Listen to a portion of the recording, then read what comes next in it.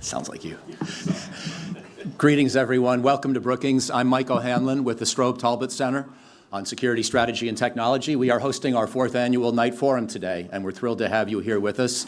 We're going to spend the afternoon talking about the state of the international security environment as well as American defense strategy.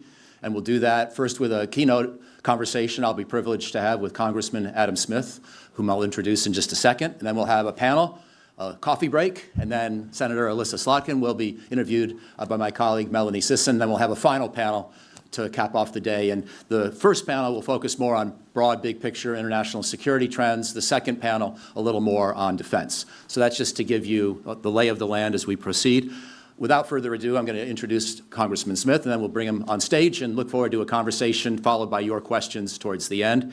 Congressman Smith is serving his 15th term in the great state of Washington. He had a brief foray in his life in the great city of Washington and then moved west, where he's been with his family ever since, except for a stint at Fordham University en route to a political science degree and then a law degree from the University of Washington. He worked in public service and in the law for a number of years in Washington State, but was already running for state senate from an early age, where he won his first office and took his seat in 1991. So he is one of the very young-looking yet very long-standing public servants in our country, and one of the most senior Democrats now in the Congress. And of course, as you all know, he has been both chairman and ranking member of the House Armed Services Committee. So without further ado, please join me in welcoming Congressman Smith to Brookings.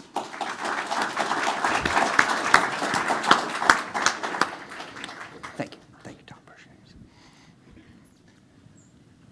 So Congressman, again, thank you for being here. And we're now a month into the shutdown, but you've still been maintaining a busy bi-coastal kind of life. Maybe just as a warm-up to ease into a heavier conversation, what's this month been like in Washington? That's ease into it. No, it's been unprecedented and very difficult. I mean, I've been through shutdowns before. Sadly, I've never been through one where we shut down the House. I mean, it is a weird situation that the United States House of Representatives has not been in session since September 19th, particularly during a shutdown. I mean, we usually are in session more often than expected during a shutdown because we're trying to resolve the crisis. To essentially have, the Speaker of the House, silence the United States House of Representatives and, shut it down is unusual, troubling, but also juggles the schedule in terms of where you have to be and what you have to do. Well, let me ask about the world now, and that hasn't slowed down too much, even as the House has slowed down this month. And I thought we could begin in Northeast Asia, where the president is concluding his trip. He's been to ASEAN, he's been to Japan. I was in Japan until yesterday morning, and I saw Air Force One on the tarmac. He then went off to Korea. He's meeting with Xi Jinping next, and I wondered if we could start with that region and just ask for your overall impressions of how things look to you in Northeast Asia. And you can cover as many countries as you want, or Sure. focus on one or two that are most important. Yeah, well, actually, I was just last month. I was in China. I was in Beijing and Shanghai, and then went to Cambodia after that, which was the first Congressional House delegation that had been in China since 2019. There had been one Senate delegation. So there's been this, sort of break in communications, partially because of COVID, but also because of the increasing tensions between the U.S. and China, and the approach both countries had taken, which was basically, I don't need you, you're going to go away, and I'm going to be on top, so let's just separate. And I'm deeply troubled by that approach. So I'm encouraged that the president is there. I'm encouraged that they let our delegation in and opened up that dialogue, because we really need to talk with China. We need to communicate with them. And so get into the other countries in a moment, but I think the relationship with China is the most consequential bilateral relationship in the world right now, and will be for decades to come. Two most powerful economies, increasingly pretty close to the two most powerful militaries as China has ramped up. And I think we need to find a way to get along with China. The focus in Washington, D.C. is very much, how do we beat China? And that you see in Congress all the time. You certainly see it from the China Select Committee. What I want to know is, what is our plan for coexisting with China? Because that's what we're going to have to do. We're not going anywhere. They're not going anywhere. Continuing to pursue a strategy that says we're going to win, no, we're going to win, I think is completely incorrect. We need to engage and figure out how to make that relationship work. And the final point on that piece is, so we have the, I refer to it as the cringe, other people have different names, China, Russia, Iran, North Korea, global extremist groups that we're trying to deal with. I cheat a little bit on aspects of that, but anyway, it gets there. How do we confront that? And I think, acknowledging the threat helps, but then we're not going to be able to take on every single aspect of that and win. And of that group, China is the most invested in a global order. I mean, their economy is dependent upon it. They have slightly different views for how that global order should be run, but we are a lot closer to aligned in that than we are certainly with Russia or North Korea or Iran or your average ISIS or Al-Qaeda group. So I think there is an opportunity there to have a dialogue with China that could bring the tension down and get to a better relationship. Ton of details in there we can dive into. The other piece of it is the countries in Asia. And this is something that the Biden administration did really, really well. I know there are a lot of people who are critical of a lot of different things the Biden administration did, but the alliances that we built up around China during his presidency were really consequential and very important. Certainly the Quad with Japan, Australia, India, and the US was important, but Japan has become a much better partner, South Korea, the Philippines. These are areas where we built partnerships that strengthened us. Maintaining and building on those partnerships is crucial. Obviously, Trump has a slightly different approach, more confrontational. I worry about how that's going to impact it. Now he's in, as you mentioned, he's in Japan. He's trying to patch that up. So I would say figure out how to get along with China, maintain and build alliances with as many other nations in that part of the world as possible, would be the quick summary. How do you take stock of how President Trump's been doing with this push for greater allied burden sharing? Obviously, most of us get nervous about some of the methods and the process, and last spring it didn't look good for NATO's long-term survival. Then we had a summit where things seemed to go a bit better and NATO allies committed to greater burden sharing.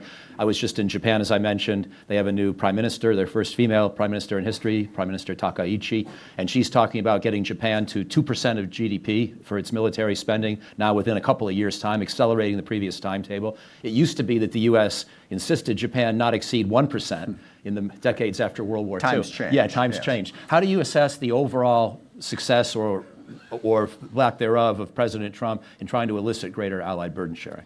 Well, I mean, there's a couple of different questions. Has greater allied burden sharing happened, and how much of that has to do with what Trump is doing? I don't think you can just sort of put those two questions together, because the primary reason that we've seen an increase in greater allied burden sharing, if you would put it that way, is because our allies have become very fearful of people in their neighborhood. Certainly what motivated Europe was Russia. I mean, the invasion of Ukraine definitely focused their attention. And yes, they have ramped up. I just met with the German defense minister today. They have ramped up their defense because Russia is a thing again and worth worrying about. Asia, China behaved very belligerently to their neighbors. Economic coercion, but also grabbing at different sovereign territories from Japan, Philippines, Indonesia, a bunch of other places. So that heightened their desire to be able to defend themselves. That's been a big part of it. Now, Trump came in with his uniquely bullying approach to try to get them to do more. And what I worry about there is if you're just trying to get them to do more as part of a collective understanding of what our national security interests are, great. And, be as aggressive as you have to be, make it work. But there is considerable concern that isolationism is pushing Trump's viewpoint as much as a desire for greater burden sharing, which is to say, we don't care, we're out, good luck. That is where we don't want to go. And that's where a lot of the Trumpian rhetoric is troubling to me, because on the Trump side of the political divide here is the argument that somehow the United States of America has been taken advantage of for the last 80 years. All these European countries, these Asian countries, we provided security to them. I think Secretary Hegseth had the unique way of saying it, Uncle Sam shouldn't be Uncle Sucker. And I think that is a remarkably ignorant way of looking at the last 80 years of history. Those partnerships, those alliances that we built benefited us more than any other country in the world. We had the biggest, most powerful economy ever. because we had a relatively peaceful world. We had a lot of partners and friends. We weren't doing it out of some generosity. We didn't want to be dragged into another world war, which would be costly to us, and we wanted a reasonably prosperous world to do business with. That's what we wanted, and that's what we got. Now, how we divided that wealth back here at home has certainly raised some issues, but the basic point that we generated a very robust global economy that we benefited from. So to go at that and say, that Europe has been basically shirking their responsibilities, all these other things, no, that was the post-World War II arrangement. It's the cliche, what is it? Germany down, Russia out, US in, worked really well. Okay, we didn't want those countries building up their militaries and doing more because we saw how that had played out over the course of the previous 1,000 years. So I don't like the language, and I think if we looked at it and said, hey, we benefited, you benefited, times have changed a little bit, we need some help, yeah. So I think it's really improving. I worry that Trump's belligerent approach could sever that. We're right now in the midst of a huge debate over the U.S. Presence in Eastern Europe, and are we going to maintain it? A lot of mutterings from Bridge, Colby, and others that we're going to be pulling out, which can undermine the alliance. So I'm worried about it. We're in a better place, but is this administration going to remain committed to the concept of why these alliances are important, not just for our partners, but for us as well? If I could, let me take advantage of what you just said to swing over to Europe now, since we're going fast here today and doing a whole tour d'horizon of the whole world and then talking a little defense strategy along the way as well. So I just saw a press release by the chairman of the Senate Armed Service Committee and House Armed Service Committee, the Republican chairman, criticizing the Trump administration for its apparent decision now to stop sending a rotational brigade to Romania in particular, and saying that, there's still a big threat to Romania and Eastern NATO in general, NATO overall, and that this is not the right time to do this, certainly without consultation, without a transparent process. Anything you'd want to add? You just alluded to your concerns, but how do you see the overall U.S. footprint in Europe, and maybe where should it go over the next few years? Well, that's the worry and the concern, as I said, that the Trump administration is going to draw down in Europe. And now, with Ukraine fighting for their life against Russia, with Russia being increasingly weakened by that fight, but with the Baltics, Romania, Poland being concerned about what Russia might do to them, now is not the time to signal weakness to Vladimir Putin in Eastern Europe. That's kind of hard to argue with. So why are they doing it? And that gets back to sort of the concern about their worldview. Now, the way they try to pitch it is we can only do so many things at once. So we're trying to prioritize in different places. I guess the argument there would be they're prioritizing in Asia. But the world is connected. Sorry. But so what's happening in Europe has a profound impact on what's happening. In fact, if we want to stop China from being overly aggressive in terms of taking the territory of other nations and militarily, the single best thing we can do is make sure that Putin fails in Ukraine, is to make it clear that that type of aggression to expand territory doesn't work. So we're not helping Asia by looking weak in Eastern Europe. And the other concern, when you look at the various characters, influencing Trumpian national security, you have to be worried about excessive isolationism, to my previous point, that the right wing wants to be isolated from the rest of the world because screw them, they're not doing anything for us, why do we care about them? The left wing has its own reasons for isolationism, which I'll get into later perhaps. And then the second thing is, as I think Liz Cheney so memorably put it, you've got the Putin wing of the MAGA movement, which is, Putin is a white Christian nationalist who's fighting wokeism. Why do we have a problem with him?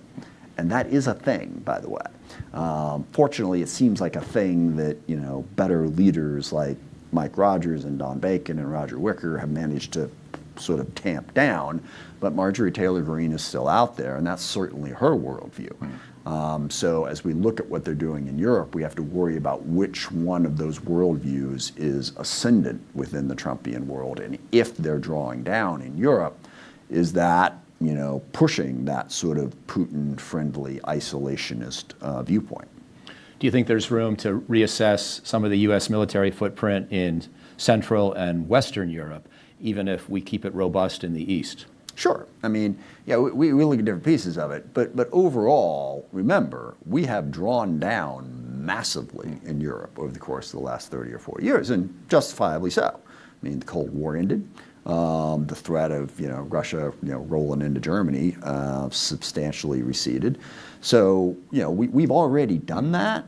I'm not sure there's a lot more room to draw down there that doesn't begin to jeopardize the basic alliance and deterrent mission that is such a crucial part of.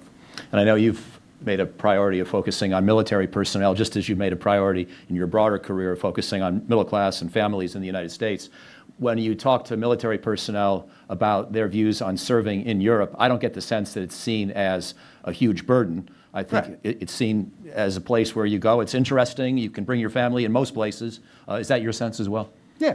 No, certainly. It's it's not like serving in Afghanistan during the course of the war, to be sure. So, and I think it helps us. It helps us to build relationships and have that global presence. And that's sort of like to sort of go back to sort of the more framing narrative to everything we've been talking about here. What should the U.S. role in the world be right now? We're waiting for the national security strategy to come out from the White House, which should come out in the next couple of months, which will be really interesting to see what they have to say.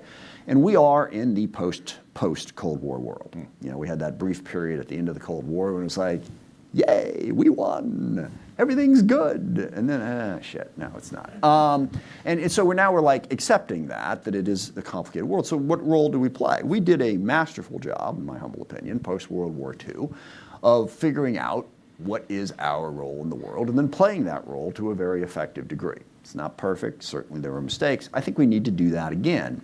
And the number one biggest theme for me is we have to get rid of the idea that we are going to dominate the rest of the world. We have to be engaged, but we have to embrace the idea of a multipolar world that we can influence but not control. And that, I think, was the biggest downside to the end of the Cold War, is it gave us grandiose ambition, delusions of grandeur, if you will, and the notion that our mission was to make sure that no peer competitor emerged. Do you remember that philosophy? That's a really hard thing to do. And we're not going to be able to do it, just like we're not going to be able to defeat China. So we need to think, what should our role be in a multipolar world that we can influence but not control? And that sort of flows down to all of that. But I'll tell you, the two biggest aspects of that are the one I already mentioned, which is, wouldn't the world be a better place if we weren't constantly worried about going to war with China? Yeah. Imagine what that would free up in terms of our ability to engage in other concerns that we have.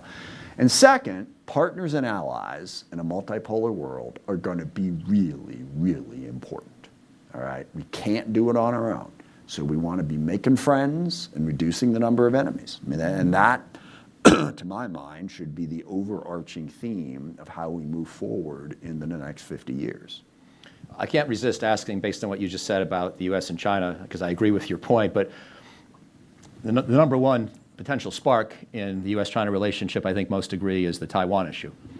And do you have anything to say on that matter, especially as we think about a long-term vision for how this situation can be managed, where we know we don't want to force Taiwan to live under Chinese rule, nor could we, even if we wanted to, but the Chinese won't acknowledge any kind of change to the idea that Taiwan's part of China.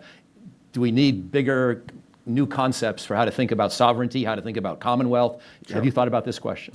I have, and I had a lot of conversations, met with the Chinese premier, met with the defense minister, foreign minister, had the People's Congress. We had a lot of very high-level meetings and had these conversations. And I think it's 3 points I want to make here. We'll see if I can remember them all as we work our way through it. First of all, when it comes to China, and I've said we should get along with them, what do I worry about? I worry about the fact that they are making claims on the sovereign territory of more than a half dozen other nations in their neighborhood. Now, Taiwan's different. That would be my second point, which I'll get to in a moment. But, they are fighting over the Philippines. They're fighting over Japan. They claim a chunk of Russia. They claim a chunk of India. They claim a chunk of Indonesia and Vietnam. And they have a very convoluted argument for why all of those things are, in fact, or should be part of China. It has to do with, once the Japanese got kicked out at the end of World War II, who takes over what? But the thing is, China has overcome their century of humiliation. And that was one of the biggest messages to them. Stop acting like the kid on the beach who got dirt kicked in your face. You're over that.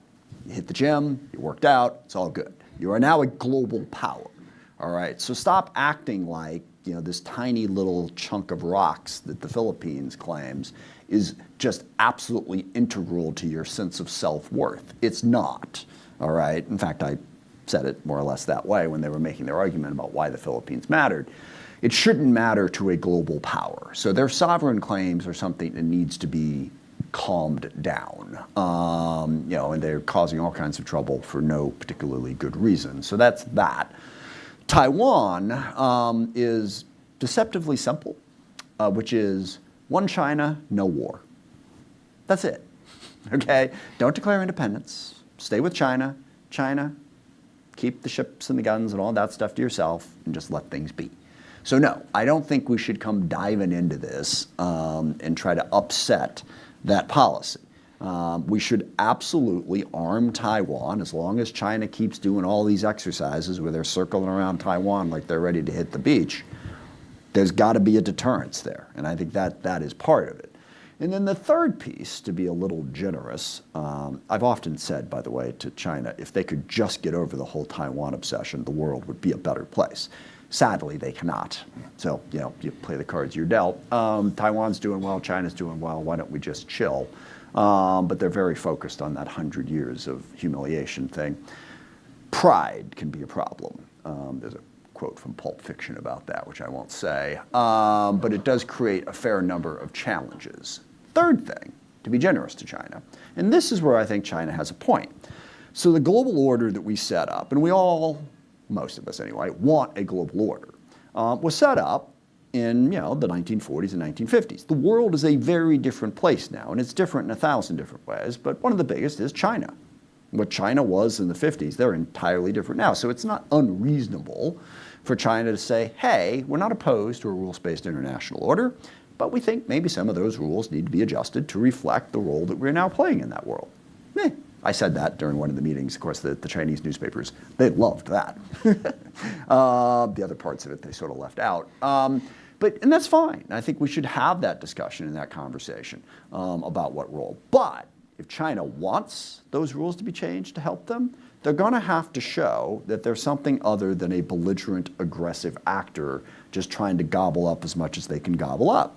Because people forget, we had to do a lot of crap that was just helping other people. All right, the Marshall Plan in Europe, we rebuilt Japan, earthquakes, tsunamis all over the world. We've done that. That's part of it. All right, China, you want to be the big global player? Part of it is not just looking at the rest of the world as a resource opportunity. Not that we haven't done that too, but we've balanced that out with helping people. And so that's sort of the conversation we need to have. And I hope that Trump's desire to have dialogue with everybody, except apparently for Democrats, but that's another story, and cut a deal. Let's go. Let's do that. Let's start having those conversations. The Chinese pointed out to me that the Secretary of State has never been to China. That's something that we probably ought to fix. So that is how I would frame the conversation. But as a starting point, let's start the conversation.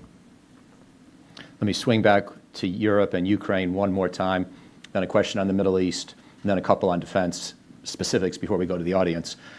Do you have anything to offer by way of guidance right now to the Trump administration or NATO writ large about how to pursue the next step in trying to force Putin to a serious negotiation and try to bring about peace in Ukraine? It strikes me that Trump has made some improvements in his initial thoughts, and at this point seems to be looking for additional sources of leverage, but I wondered if you had thoughts on how he could pursue that. Sure, very simply, make Ukraine as strong as possible. The stronger Ukraine is, the more likely it is that Russia will reach the conclusion that they cannot achieve their maximalist goals in Ukraine, so they need to downshift and negotiate. That was the big mistake that Trump made during his campaign and once he got in office initially by basically taking Putin's side in a whole series of these arguments, undermining Zelensky, undermining Ukraine in 1,000 different ways, thinking that somehow Ukraine was the impediment to peace. And certainly if we can get Russia to stop their war, there's some tough negotiations that have to take place, no doubt. But that's number one. Russia invaded Ukraine, not the other way around. Russia wants all of Ukraine, not the other way around. So that took a long time to get Trump and his team in the right place. And now they have finally stopped actively undermining Ukraine. That's positive. They even talked about some sanctions on Russia to ramp up the pressure. So that's where they need to get to. And then you force the negotiation. And then, if Trump again is the master deal maker he claims to be, go for it, but you gotta get Ukraine strong enough so that Putin knows that he can't ultimately achieve his maximalist goals first. Just a quick follow-up on that before the Middle East question. You mentioned sanctions. Do you have any particular recommendation on how to turn up the pressure economically on Russia, or is it just sort of incremental, ongoing, adding new companies to various lists of banned or otherwise sanctioned groups? Yeah, I don't know the details and ins and outs of sanctions, but that basically, yes, ramp up the pressure and then crucially make it clear that we're going to keep arming Ukraine. Don't have any more of these Hegseth-inspired pauses. Make it clear that we're going to keep arming Ukraine. Ukraine is going to be able to defend themselves. Should there be another aid package from the Congress for helping Ukraine, or are you happy with the way it's working now? I'm happy right now. I mean, we'll see. Talk to me in a couple of months. We'll see if the money starts to run out. That may be necessary. And also Europe, they're stepping up. They're providing a lot more funds, a lot more weapons. And Ukraine is developing an indigenous capability that is one of the miracles of modern warfare. But we'll see.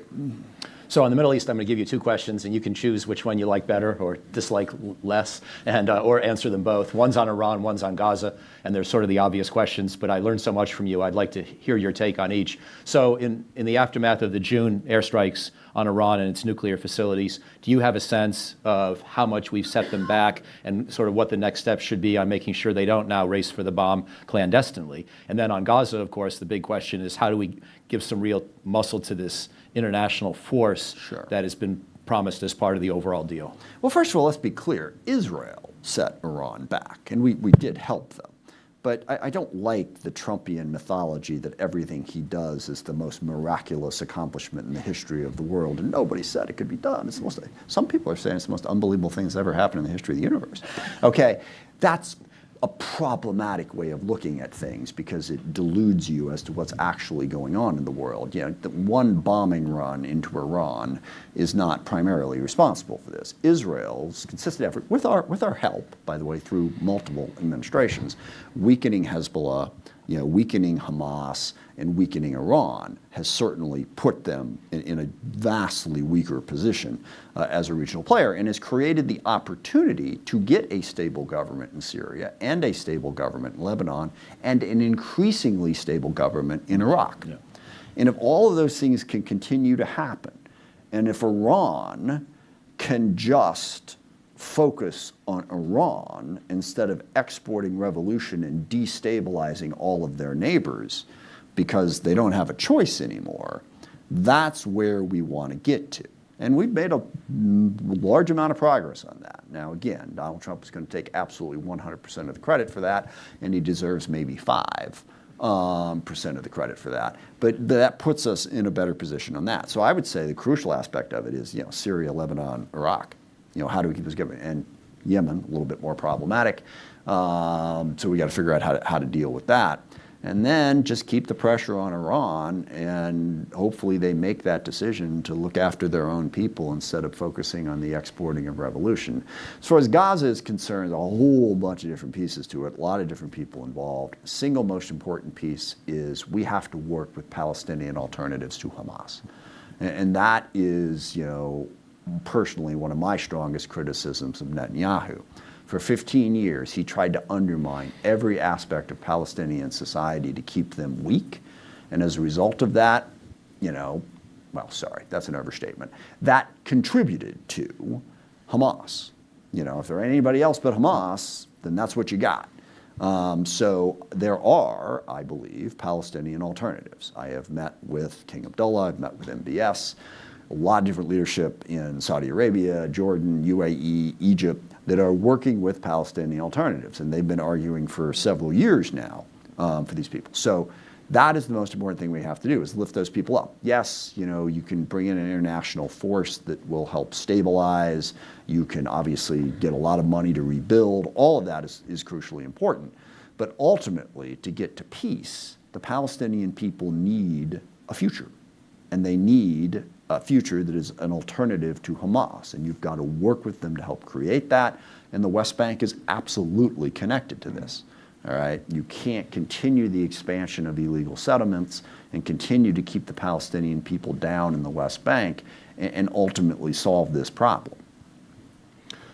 Just two questions on defense, and then we'll go to the audience, please. The first one's going to be a big picture defense strategy budget question, and I'm wondering how you feel about the overall size of the defense budget once it actually gets passed and appropriated and signed into law and dispersed, but also in the context of the Trump administration's goals with Golden Dome, missile defense architecture, with a prioritization of the Western Hemisphere, whatever exactly that's going to mean in terms of force structure. How do you feel about the overall size of the defense budget, and then also what you're hearing about Trump initiatives? Yeah, the size is fine. I mean, I'm not going to quibble $1 billion here, $1 billion there. What's vastly more important is the acquisition reform that we're working on, that Mike Rogers has done such an outstanding job of leading on, to get the Pentagon to spend its money better, innovate more rapidly, get the technologies we need at scale more rapidly. That reform is going to matter a lot in sort of the modern warfare requirements, which are loosely summarized: secure communications, information systems, missiles, missile defense, drones, counter-drone. Can we do that better, quicker, and more efficiently? That's the most important thing there. I do worry about the Trumpian Monroe Doctrine approach here. We're spending a heck of a lot of money out of the military to secure a border that Trump says is already secure. That is a distraction financially. And then, picking a war with Venezuela and Colombia and randomly blowing up people down in the Caribbean and the Pacific, that's expensive, destabilizing, and I don't see it having the positive impact that they claim it is. And it undermines our credibility if we are engaging in what most of the world views as extrajudicial killings. I wanted to finish my part of the conversation on the question of U.S. military personnel and families and how they're dealing with all the challenges they face. And of course, we all thank them for their amazing service and all they do for our country. But in addition, of course, we have the last 9 months of a controversial Secretary of Defense firing a number of senior military leaders and taking on a sort of whole different set of priorities to what Secretaries of Defense often do. I'm still trying to track how much it's affecting the overall state of the morale of the force in terms of recruiting, retention, morale, people's happiness. And I think it's a mixed message from what I see so far. I'm very concerned, but I don't yet see data that causes me to feel like we're nearing a crisis in recruiting or retention, which to me is ultimately maybe the single number one thing I worry about in this kind of a culture wars scenario. I wonder what you're seeing in terms of, and what you're hearing in terms of trends within military personnel and how they're doing in this complicated era. Sure. I think, we started to turn the corner on recruitment and retention in 2024. COVID really had the most profound impact. Couldn't recruit, disrupted everything. Numbers came back up. I think it's holding steady. Yeah, I think the culture war issue is a problem, and that, during the one opportunity that I had to speak to Secretary Hegseth, which was when he came in and testified, and as ranking member, I get to make my opening statement. I had a number of issues, but the one I focused on at the end was the answer to a left-wing cultural revolution is not a right-wing cultural revolution, and that's what he's doing, and it's been ridiculous. And also the way they're firing highly qualified people just because their loyalty, their absolute 100% loyalty to Trump, not to the American people, not to the U.S. military, not to the Constitution. I think that can have a corrosive effect on how people do their jobs, because it's very clear now what matters most. What matters most is that Laura Loomer likes you. okay? So you better focus on that. It doesn't, you can do your job poorly, that's fine, doesn't matter. You have to make sure that, the right-wing, media world doesn't have a problem with you. And I think that is contrary to what the mission should be, and I think that is going to be harmful. And then, if you're not a straight white guy, there's reason to believe that this military really doesn't think much of you. And they've given them 1,000 different reasons for that in a bunch of different ways. And as I said to Secretary Hegseth, because he's got that famous quote about, how do you put it exactly? I'm forgetting one aspect of it, but there aren't enough trannies in Brooklyn and lesbians in San Francisco to populate the military. And as I pointed out to him, that's true, technically, probably aren't. But there's also not enough straight white guys who remind you of John Wayne to populate the military either, all right? We need all of them, okay? And his obsession that you have to sort of look like I was going to say G.I. Joe, but didn't G.I. Joe have a beard? I think he did, at least in one iteration. So sorry, you're out. You don't make the cut. It's just the stupidity of that whole approach. And I get it. I've had to deal with some of the aspects of the left-wing culture war, having the proximity to Seattle that I do, and some of it is really problematic. But again, the answer isn't, no, we're going back to just straight white guys and everything's going to be fine. Sorry, they can't be fat either. I wonder what his definition of fat is exactly. The American Medical Association has their waiver. I'm sure, is there somewhere in the Pentagon it's like, 20% of normal body? I don't know. But it's just, that's all very, very troubling in terms of building the force that we're going to need. Thank you. By the way, I should have said, by way of framing, that we, of course, look forward to the day when we can host DoD officials here. As you know, right now it's still pretty complicated. And we certainly, I should have also noted earlier that we're very happy to have members of Congress and the Senate from both sides of the aisle, and we have invited them. Just schedules didn't work this time, but stay tuned. We'll have them back. Although I think you can tell from Congressman Smith, he's a pretty straight shooter on a lot of issues and is speaking his mind. And there's been some positive regard towards the work of Senator Wicker, Congressman Rogers, and so forth. So without further ado from me, let's see. We got about 15, 18 minutes for questions. Want to take one or two at a time? One's better for me. Okay. I'll try to do it quick. Let's start in the very back, please. Hi, thank you so much. My name is Asmi. I work with the Aspen Institute Financial Security Program. And I was really curious about your vision for multipolarity. So in a world where the US does accept the notion of being in a multipolar global order, what does influence over, for the lack of a better term, the global South look like? And what kind of collaborations will the US and other great powers have to maintain to create a truly multipolar order? Thank you so much. I think we have to address the concerns of other nations while also addressing our own. We want peace and stability. We want access to markets. Developing nations, they have needs as well, and we have to make it clear that we're as interested in their needs as we are in our own. That's how you build friends and make alliances and partnerships. It's not a selfless act where you don't get anything out of it, but it is an act that is based on the notion of we're going to work together to solve problems, as opposed to the old notion of, the strong, take what they want and the weak suffer what they must. We have to make it clear that that's not going to be our approach. And frankly, that's an opening on the competition with China, because China can be very belligerent and bullying in their approach. I think we have to look at the rest of the world and figure out how do we work with them. It's the basic philosophy that I've had. I've had to negotiate a lot of legislative deals, a lot of political things throughout my entire career as chair of the Armed Services Committee back in the day when I chaired the Judiciary Committee in the State Senate. And the first thing I go is okay, well, who do we need? Who has to say yes in order for us to accomplish what we want? And then the second thing is, what do those people want? I have a very long story involving Jared Kushner, Donald Trump, and Jim Inhofe about how we passed the 2019 NDAA based on that basic premise, which I will spare you. But the basic idea is, what do they want? Okay, this is what we want. So we have to look at the world that way, as opposed to looking at the world like, this is what we want, how do we force them to give it to us? And that's a very simple philosophy, and then you think about it. Okay, you care about Brazil? Well, what's Brazil care about? I care about not having a 50% tariff slapped on them probably, but beyond that, okay, and how can we get to a sort of a mutual situation? And that's the different way of looking at the world. Not looking at the world like I'm big, I'm powerful, who can I crush next, but how do we keep the peace in the world by getting a little bit of what I want, a little bit of what they want, and working in a cooperative fashion. And we've built the framework for this.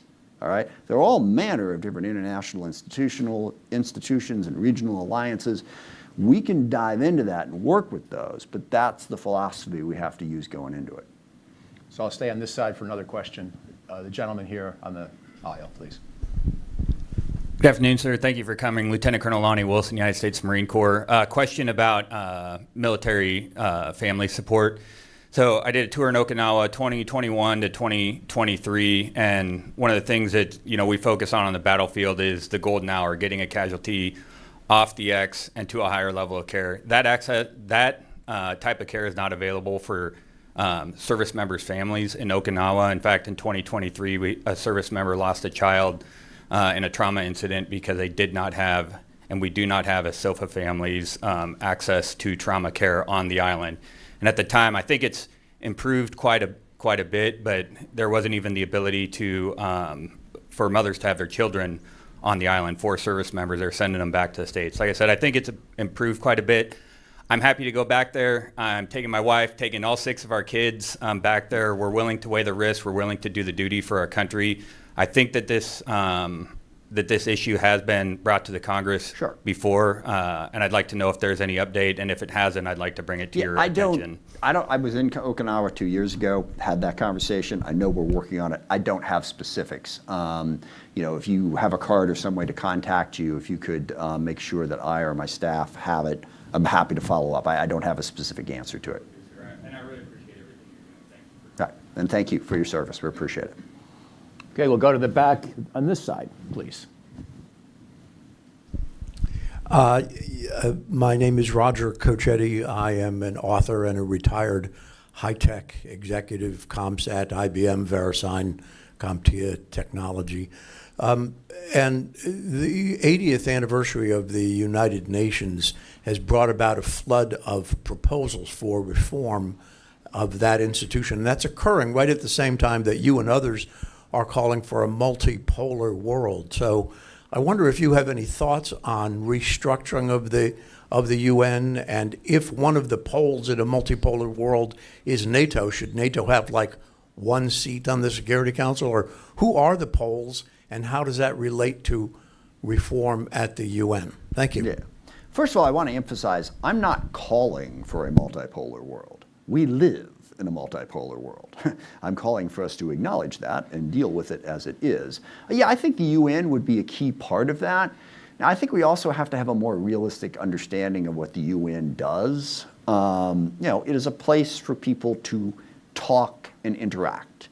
Putting the pressure on UN to resolve all of these differences is hard, but it's better to at least have those differences aired in an organized forum.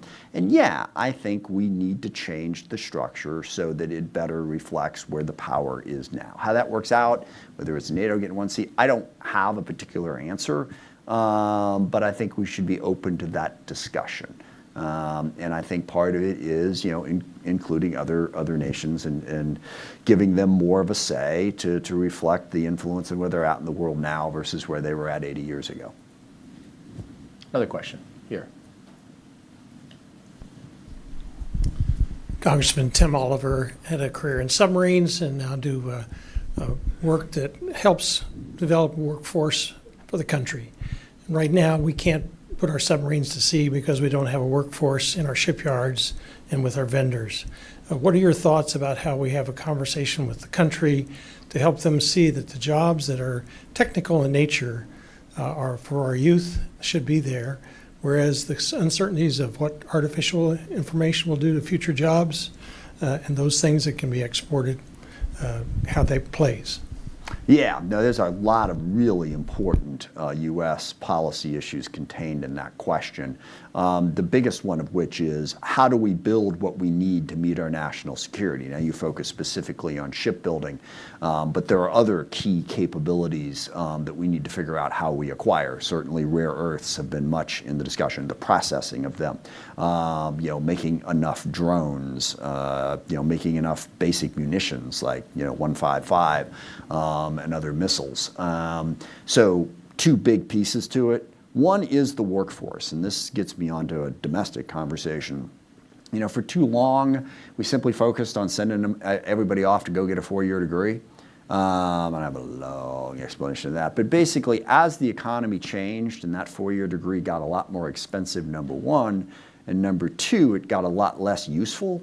There used to be a time in this country, believe it or not, when you could go off and get a 4-year degree in anything you wanted to, and somebody like IBM or Boeing, they'd hire you, and they'd train you for a year, and then everything would be fine.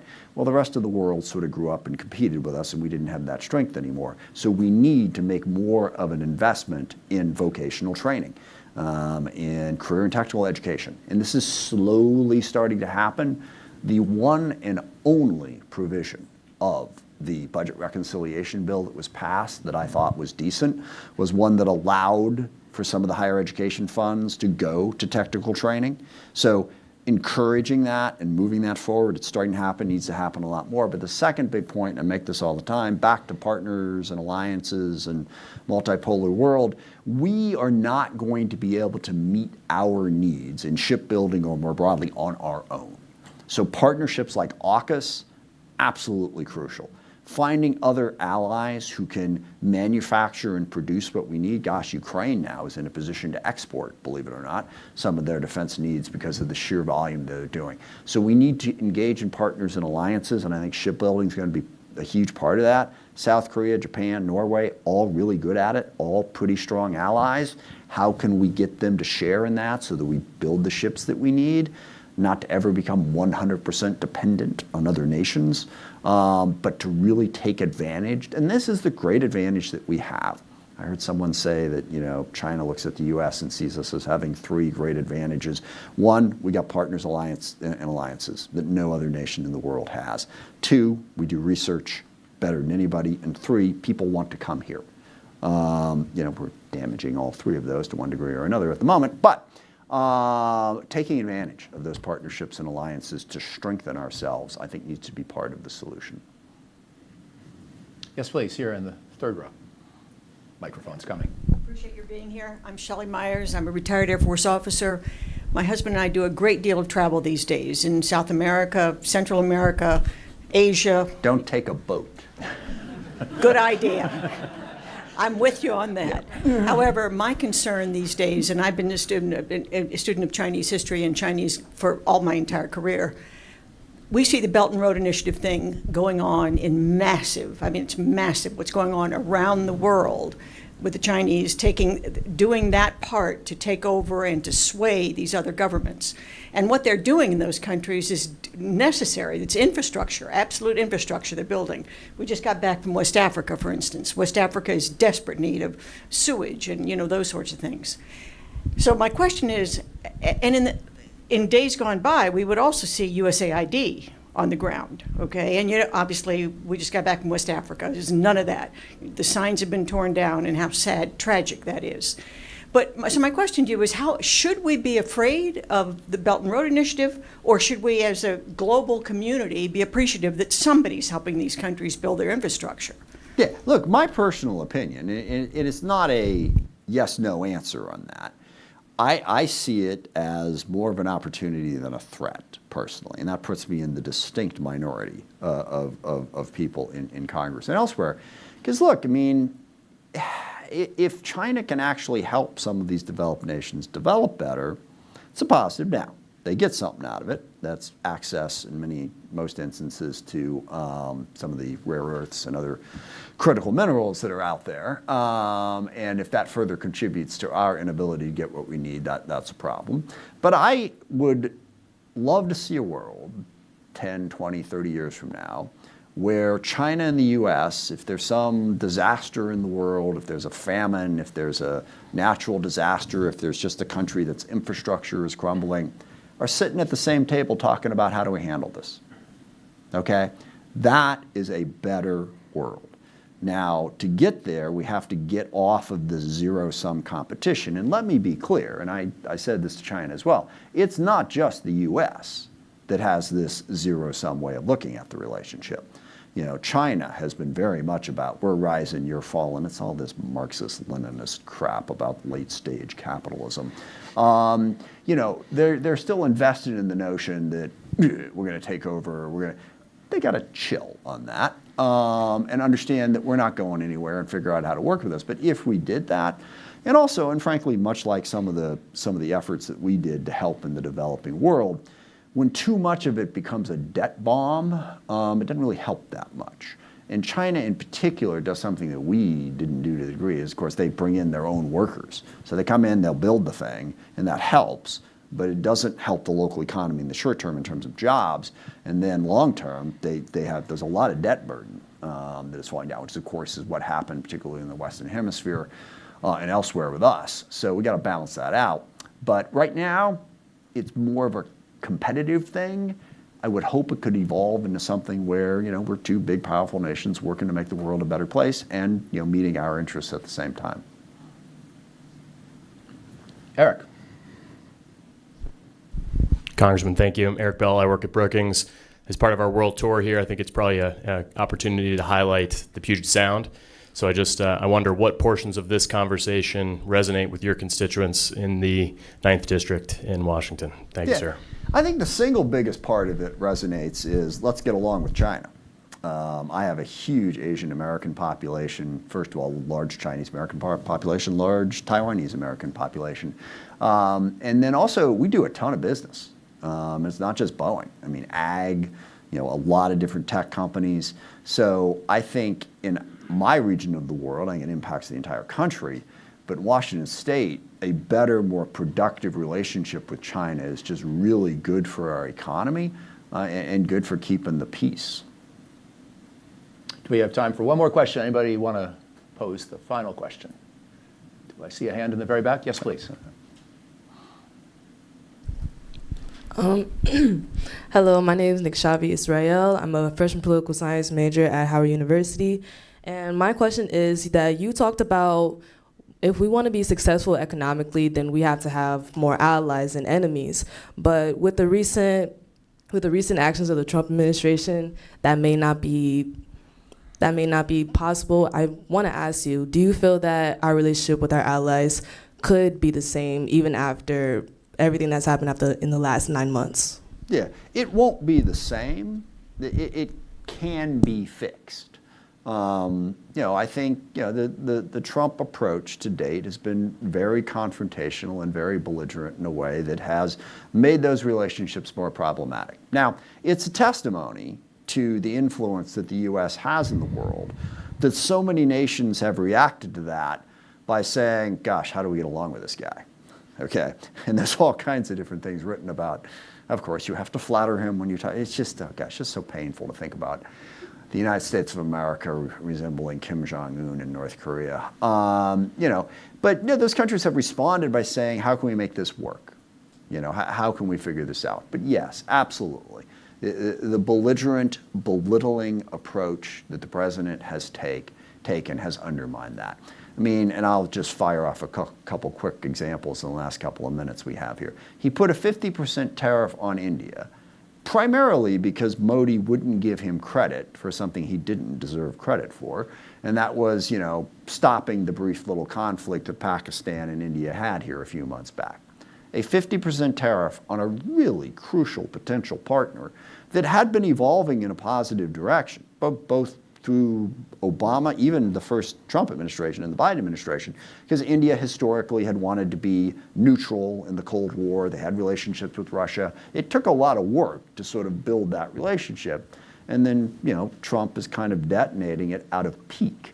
And don't believe for a second that he's doing that because India is buying Russian oil. He did it just to say, hey, you didn't say what I wanted you to say, and I'm going to punish you. Same in Brazil. 50% tariff because they're prosecuting Bolsonaro. They're prosecuting someone for committing an insurrection against the country. Interesting. But that damages the relationship, again, because it's just personal. A lot of the stuff with Colombia, same thing, it's personal. They've done a whole bunch of different things to punish Colombia to jeopardize that relationship. And I haven't even had the opportunity to talk about the plans to invade Greenland, Panama, and Canada. And it's funny, I saw Mike Johnson, when there was the talk about Trump having a third term, and Mike Johnson, he's just trolling. He's just trolling. He just likes to do that. What frickin' world are we living in that is something someone says about the president? Don't worry about it. He's just an asshole. That's just the way he likes to talk to people. Yeah. We got enough problems in the world that we don't need to create them because of temperament. And whether he actually, tries to take Greenland and Panama by force and tries to annex Canada or not, saying that puts the U.S. in a dramatically different place. And again, I hear quotes and I never quite remember where they came from. So for the smarter people in the room, you can attribute it. The notion America, will not be great if they are no longer good. And I know we've got a mixed history. It's a complicated world, and we've had to navigate through some very difficult stuff.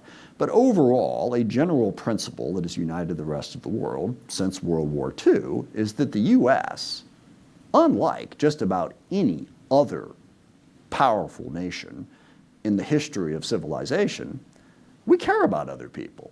We try, more often than most, to do the right thing. We don't always try, we don't always get it right, but we try more often than most to do the right thing. And that is an enormous asset that we have. You all know people in your life who, are going to be decent to you, and then people who are a little bit more aggressive, and you know how you feel about them, okay? In terms of who you're going to want to rely on and who you're going to want to be around. And if the U.S. continues to be a belligerent, belittling, insulting nation, almost regardless of what policies are that follow from it, that's going to make it harder. Now, the big question that all of us want to imagine, okay, so assuming Trump doesn't go for that third term, an assumption, by the way, I do not make, then we get back and we got a different group of people. Is it fixable? Yes. It will not be easy. But it is fixable. And I think it's really important that we sort of work to build a coalition around that. And there's a lot of Republicans who agree with me on this broadly. They may not agree with some specific aspects of it. They want partners and allies. They want us to keep defending Ukraine. They want us to stay involved in the world. So it is a relatively niche group of people that is buying into the Trumpian way of looking at the world. Not to say that there's not a lot of damage being done. We got to try to mitigate it in the short term, but in the long term, build a different world. And then lastly, I guess, take advantage. Trump does have an instinct. He wants to cut deals. He wants to talk to people. So try to encourage that instinct. On Ukraine, just as an example, the one thing that sort of got Trump's attention is he didn't want to be the president who lost Ukraine to Russia. All that other stuff that I talked about earlier about so find that thing. And I'm sure he doesn't want to be the president that lets, the relationship with China go bad or any of this other stuff. So try to encourage them in a more positive direction. But his basic belligerent, belittling approach to the rest of the world is unquestionably damage that we're going to have to work to mitigate and overcome. We're now going to do a seamless transition to panel one. You'll have to wait for your coffee break till after panel one. But let me just, in closing, and as we leave the stage, thank Alejandro Rocha and Natalie and the whole team who's put this together, and Virginia and others. But also, please join me in thanking Congressman Smith. Thank you very much. Great.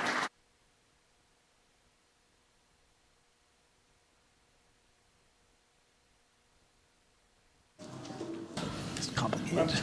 Good afternoon, everybody. That's going to be a very hard act to follow, but I'm confident that with this panel, we'll be able to meet your expectations of continuing such a frank and important discussion.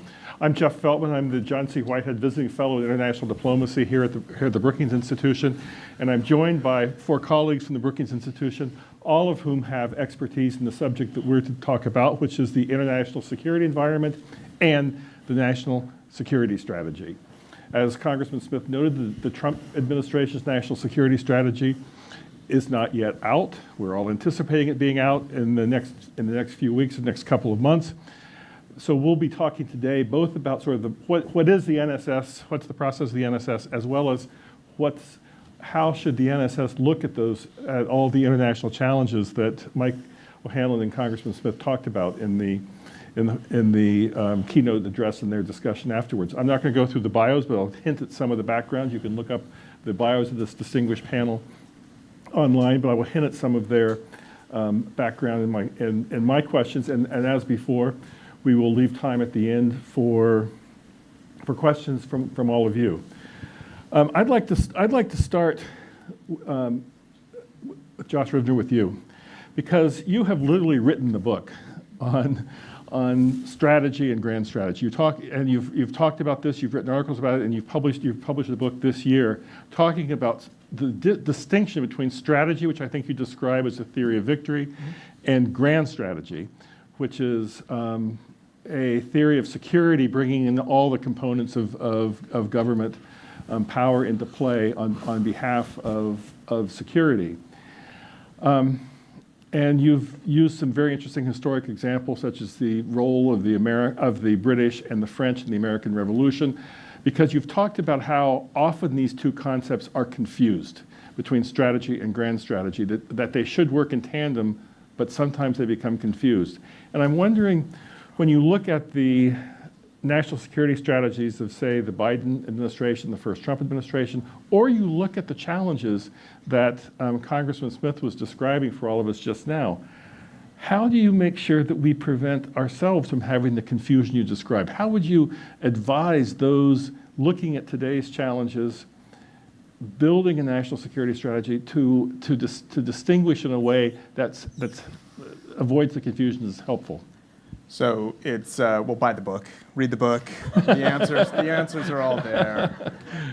No, it's very hard to do. And it's something that's bedeviled leaders and states going back to antiquity. That's why I kind of wrote the book, because this is such a recurring problem, like confusing these ideas of how do you win a war, which is strategy, versus how do you keep yourself safe, which is grand strategy, right? And, in the United States, the national security strategy is supposed to be a way in which we identify our grand strategy, our theory of security, our basic approach to staying safe in what can be an unsafe world, as we heard in the last discussion, right? So one way that we try to avoid this is through law. And the national security strategy began in the 1980s as part of the Goldwater-Nichols Act, and every administration since then has been kind of forced to set down its vision of what the United States needs to do to remain secure. Right? What is our theory of security? How do we build forces? How do we bring in other instruments of national power? And what's the logic connecting all of those things to enduring national security? Writing it down seems like a good idea. Right? At least going through the process of thinking through the problem is a good way to start. It doesn't always work. Right? Some national security strategies are a lot more memorable than other ones. Some of them are fairly bland documents. Right? Some are valedictories at the end of administration, like look at all the great things we did. Others are more substantive and more interesting and provoke better debates. Now, the real danger, though, is when you get into a war. Right? When you get into a war, you start thinking about strategy, small s, and that's how do we win this war? Right? And in wars, the problem is that victory becomes so important. Right? Winning this conflict becomes so essential that you lose sight of how the war itself is connected with your broader theory of security. Right? You might win the war, but at a very, very high cost. In ways that actually affect your grand strategy later in negative ways. To go back to the American Revolution case, France won the war, right? Their strategy was terrific. It's not good for French grand strategy over the long term, right? So winning the war is not the same as winning the peace, and strategy is not the same thing as grand strategy. In terms of the recent cases, right? So the Biden administration, I think, did a pretty good job of keeping these two ideas aligned, right? The Biden administration's grand strategy, as you can read in their national security strategy, on the one hand, there was an element of ideology. It did portray the world as, in one respect, a contest between democracy and autocracy. And this is an ideological battle that we needed to fight for our security. On the other hand, there was an element of realism, too. The Biden administration was cognizant that resources were not unlimited. We'd come through 20 years of fighting very frustrating wars, right? In places which were not immediately vital to national security. Right? So think then about how the Biden administration fought those wars, or thought about the conflicts that were raging during its term. Like, well, got out of Afghanistan. Right? And this, in one respect, is to sacrifice an ideological principle to the reality that resources were not unlimited. And the Biden administration was very concerned about rising China and of Russia. Also, think about how the Biden administration handled the war in Ukraine. Wanted to support the democracy, wanted to defend it against incursion from an autocratic regime, but it was careful. Right? Worried about nuclear escalation, worried about getting drawn into a big conflict that might be prohibitively expensive to the United States and affect its security elsewhere. Right? So we can be critical of the Biden administration for some of its particular decisions in these conflicts. At the macro level, it did a pretty good job of keeping these things together. Now with Trump, I'll be very quick with this. With Trump, I am a little more concerned because the president really values his ability to remain flexible and ambiguous and transactional. Right? He does not want to get pinned down to any particular principle. He views bargaining leverage from being having the ability to change his mind or keep you in the dark. Right? So statements of clear, unbreakable principles are not consistent with how he wants to conduct his foreign policy. And I get that, right? There's something to that. Right? This comes from his business background, and maybe you do get bargaining leverage. The problem is what happens when you have to fight a war, right? Because if you find yourself fighting a war, then you have to bring in big institutions, and they need to have an idea of how their fighting will affect American grand strategy long term. Right? It's not just a matter of one-on-one negotiations at that point. You're talking about big organizations that need to work together. Right? And not having a clear grand strategy can lead them to wartime defeat. So, as we think about what's going on in Venezuela, this has got me somewhat concerned. Right? We seem to be drifting closer and closer to conflict without any sense of what the strategy would be in such a conflict or how it would affect the U.S. National security in the aftermath. Thanks, Josh. Let me turn to Tom right at the end. Tom, you were Senior Director for Strategic Planning in the Biden administration, which gave you the leading role in developing the Biden administration's national security strategy. And Josh just said you did a pretty good job. I think I was intimidating to him, though. I don't know what he really thinks. No. And I've read some of the things that you've written since you've left office, and you've talked about how the NSS, the National Security Strategy, is important because as a communication device. It communicates to insiders, I think you said, what their commander-in-chief expects. It communicates to outsiders what the United States should do. But I'm wondering, I've sort of two questions on this. One is, what's the practical impact for how it affects how government operates? You have the NSS, and then what happens? How does it work in practice when things happen like the Gaza war? October 7th and the Gaza war, which were not anticipated when you wrote when the strategy came out in 2022. And the second question I have is, when we listen to the way that Josh just described President Trump's approach, the transactional approach, keeping things ambiguous as long as possible, will the NSS, when it's released, reflect anything more than whatever the views were of that particular day? Is the Trump administration NSS that important when you have a president that is operating by sort of instinct and ego? Thanks. And it's great to be with my colleagues up here to talk about this. And I guess we are expecting the strategy soon. I don't want to be too retrospective and get into why we did such an amazing job, as Josh said. I would just say, I think the challenge within NSS is basically you want to lay out sort of your internal, particularly the president's sort of internal theory of the case of worldview, which basically is how they are sort of conducting sort of foreign policy and strategy, and what you think some of the major challenges are. And you want to do that in a way that is a little bit provocative and interesting, so it's not just another speech or another sort of communications talking points document. And you also want to not get too far ahead of over your skis that you get into a lot of trouble, right? So historically, the most interesting national security strategies are maybe 2002, when they talked about preemptive or preventive war and primacy. There was Bush's freedom sort of agenda, I think NSS, and I think it was that in the next one in 2007. Both of those, in retrospect, were sort of pretty controversial, even controversial, at the time.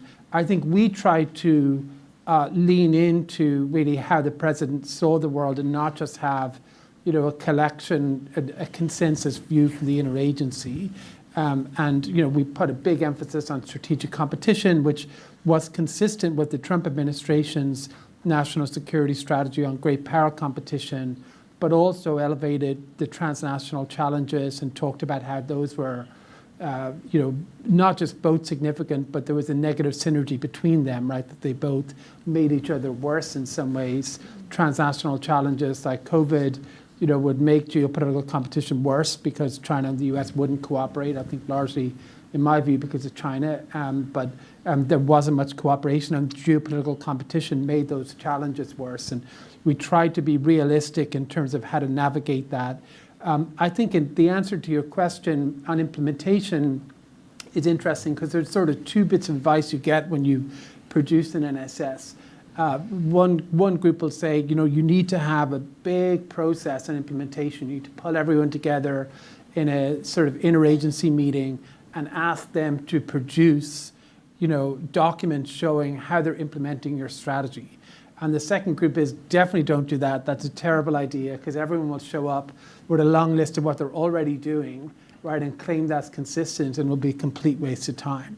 So we sort of took the latter more and didn't sort of try to force, to say, show me how everything you're doing is basically consistent with the strategy.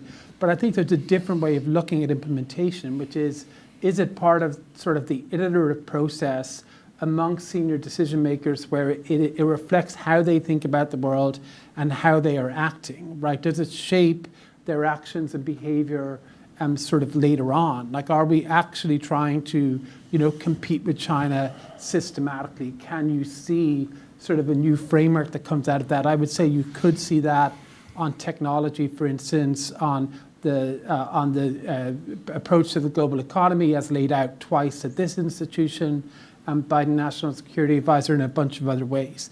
So that gets me on to Trump. I actually think, I've long believed, that Trump has a core visceral worldview. It's not like a sophisticated, strategy that you could put into a proper sort of laid out, like, here's how it all fits together. But he believes in certain things very profoundly. He sees allies as the problem, not the solution. He thinks allies are ripping America off. He believes in tariffs and a mercantilist approach to the global economy, and fundamentally disagrees with the free trade regime that's existed more or less since World War II. And he has an affinity for authoritarian strongmen and transactional deal making. And that's been his view since the mid-1980s. And in the first term, he was constrained by a lot of his team, and the people responsible for the NSS produced an NSS that had nothing to do with that at all, because they wanted to give the mainstreamers in the administration sort of a North Star to guide them, right, what they thought was a responsible approach to US foreign policy. So it was unusual like that. This time, I think they will produce a strategy that reflects what the White House wants to do, and I think it will, it will be interesting in that regard. I think they need to lay out sort of how they see things. I think the leaks we've seen already about the NDS, the National Defense Strategy, prioritizing the Western Hemisphere over the Indo-Pacific, and homeland defense over, alliances and all of that. I think that's all indicative of that. So I think we actually probably will see, given the people who are supposedly writing it, we'll probably see quite an America first national security strategy. And I have to say I'm conflicted about that, right? Because I, don't agree with that at all, so I'll criticize it substantively. But I think they will actually weirdly do a service to the debate, to the national security debate, by actually being sort of upfront and frank about what they are actually trying to do, so we can have that debate in a more, in a more rigorous way. Interesting. And then it'll be interesting to see if it comes out as you describe, how it affects day-to-day interactions by diplomats, military, et cetera. I mean, I think about the fact I was a U.S. State Department officer for nearly 3 decades, and mostly in the Middle East and North Africa. And I can tell you a lot about what we did during the time I was there, but I suppose if I went back and read the relevant national security strategies, I could find the linkages, but I didn't think every day about what the national security strategy said. I would just say one thing on that, because I hear that a lot. No, I would just say one thing on that, which I think, I do think that's a little mistaken, because, at least for us, right? Because I think it's, National Security Advisor was not saying, what do I do now? Show me the national security strategy, right? That doesn't happen. Yeah. But if their view is reflected in the national security strategy, and it helps advance their view as they're navigating it in real time, and they have future data points where they are further developing that, it actually is a catalyst, right, for strategic development. So it's not a Bible that you look to say what the guidance is.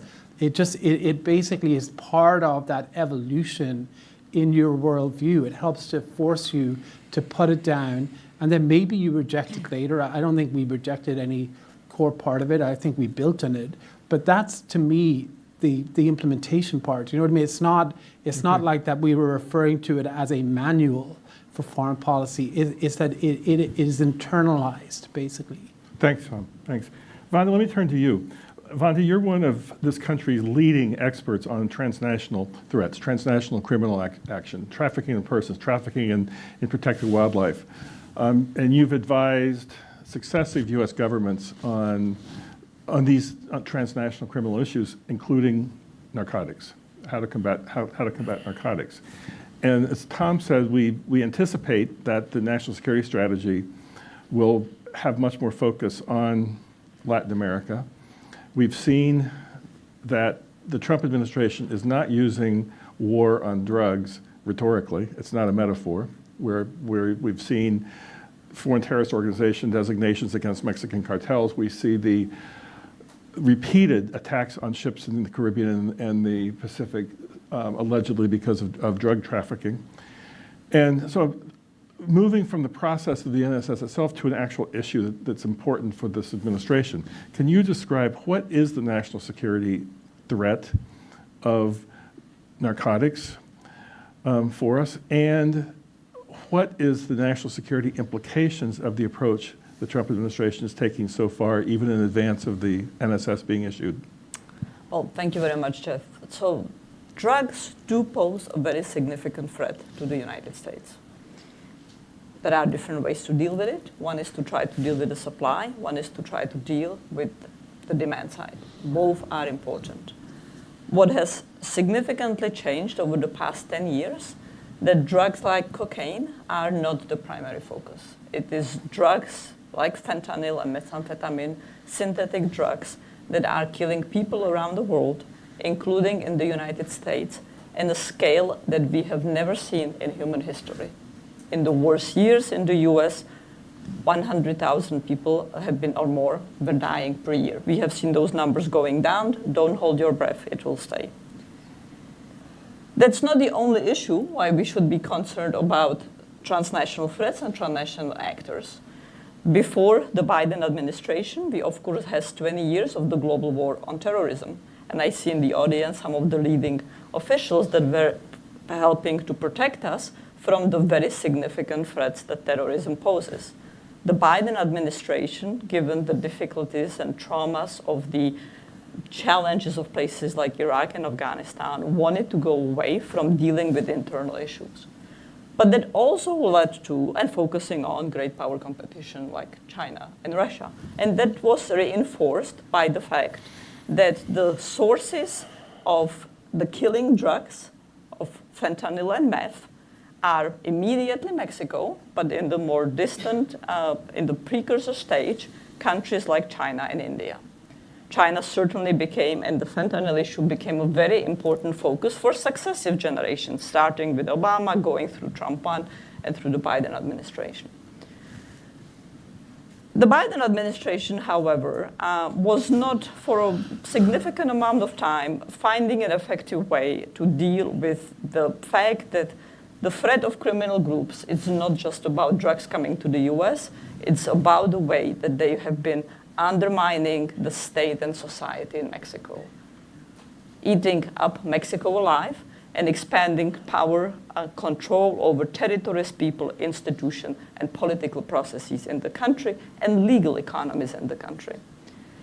So I think that the corrective to look to the West, to look to what's happening south of the US border, not at the border, not the flood of people supposedly becoming an invasion in the US, but the threats to Mexico that have been growing very significantly during the prior 6 years is an important corrective. Now, how one goes about that is a very significant issue. And certainly that does not eliminate the need to focus on the Chinas and Indias. Again, how one goes about it is the important issue. So China was the country that on the first day, along with Mexico and Canada, very surprisingly, Canada were signaled out as places to have tariffs related to fentanyl and migration mixed together, imposed on them. We also had the designation of drug trafficking groups as foreign terrorist organizations. Those were radical shifts in US policy. And of course, the even more radical aspect is now lethal actions against drug trafficking, allegedly drug trafficking entities that are designated as foreign terrorist organizations, of which there are at least 13 or 14 at this state. So we heard Representative Smith talking about some of the implications and some of the questions. I think there is a massive questions about the efficacy of those attacks. Are they meant to deter criminal groups? I'm skeptical that they will work. Are they meant to stop the flow of drugs? We know for sure that's not going to work. Are they meant to intimidate the Venezuelan military to stop support for Maduro so that the regime breaks and Maduro and a set of people around him leave? I'm skeptical that will work, but we can have that conversation perhaps in Q&A. But there are big implications we haven't talked about. So it is up to the executive branch to designate the group as a foreign terrorist organization. It appears now that in the scale of the 12, 13, 14 groups that have been designated, any criminal group that uses psychological intimidation or violence can be designated as a foreign terrorist organization. And the Trump administration is saying that they are now a valid target for lethal action. But does FTO designation give them the authority for lethal action as opposed to financial restrictions and sanctions? I would say it doesn't, but the Trump administration says it does. And it is also relying on Article 2, self-defense, and the ability to act without having congressional authorization. So they're specifically saying that because we are at war with the cartels, that gives them lethal ability without congressional declaration of war. But let's think about that. So right now, we're blowing boats off of Venezuela, off of Colombia, as of yesterday, just on the edge of Mexico's territorial waters. Are we going to start taking those actions to the waters off of India, to the waters off of China, especially as precursors from India and China are the crucial ingredients for production in Mexico? Where is the end and limit of the actions that are being taken? The FTO designation and the conceptualization of war also carries with itself tremendous implications in terms of material support that potentially allow the Trump administration to say that the US drug user is in material support of a foreign terrorist organization that the United States is at war with. What does that mean for the use of law enforcement in the United States, the deployment of US military in the United States? So I very much hope that the NSS will, as a document, lay out some of the boundaries of the policy, as well as try to articulate what is the purpose of the policy that we are seeing, and if not, that when Congress returns to session, hopefully before 2027, we will have some answers and some questions being posed to get these answers. You said the fentanyl and meth are definitely threats toward, definitely real threats. But the boats are, if they are carrying drugs, are probably cocaine based on the origin. How much of a threat is cocaine compared to fentanyl? Well, look, having a substance use disorder is a problem. Don't get substance use disorder, right? You can have substance use disorders that are alcohol that will kill a lot of Americans, not as many as fentanyl, many more than cocaine. So cocaine leads to problematic effects on health, social life, economic productivity, labor force, but it's not killing people. The drugs that are killing people are methamphetamine and particularly synthetic opioids like fentanyl. So those are not the boats in the Caribbean. But we also don't know that the boats are heading to the US. A lot of the cocaine traffic is heading to Africa and Europe, so they might not even be heading, on the Caribbean side, they might not even be heading to the US. If they are carrying cocaine. But I do want to make one additional cap here. It's not just about the drugs. We need to be very concerned, not what's happening at the US border only. What is happening south of the border? The pressure to take over the power that criminal groups exercise in Mexico and across Latin America. And there are not just Latin American criminal groups, there are many others. That is a very important focus of US strategy that requires a multifaceted response. It will not be solved by US blowing the boats off in the coastal waters or in the outside of the EEZ. It's not going to be solved by US dropping bombs in Mexico or anywhere else. But that needs to be elevated on the part of China and Russia. And that includes even groups like Hezbollah in the tri-border area that are increasing their activities because of their weakness in Lebanon. But let me move on to Bob Kagan.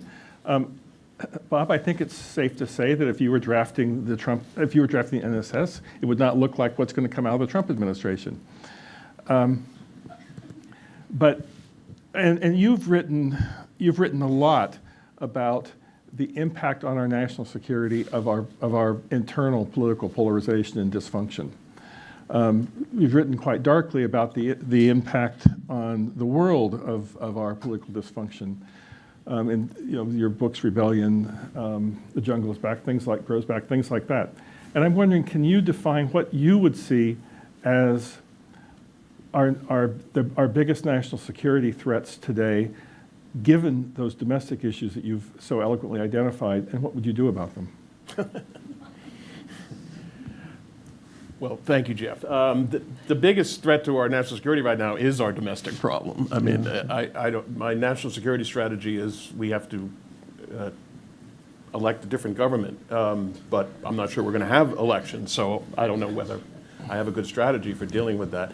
I mean, I'd like to, one thing that you mentioned, which I think is important, is regime type is a critical factor in determining what a foreign policy is going to be and even what a grand strategy is going to be. It's not as if nations have fixed grand strategies based on their geographical situation.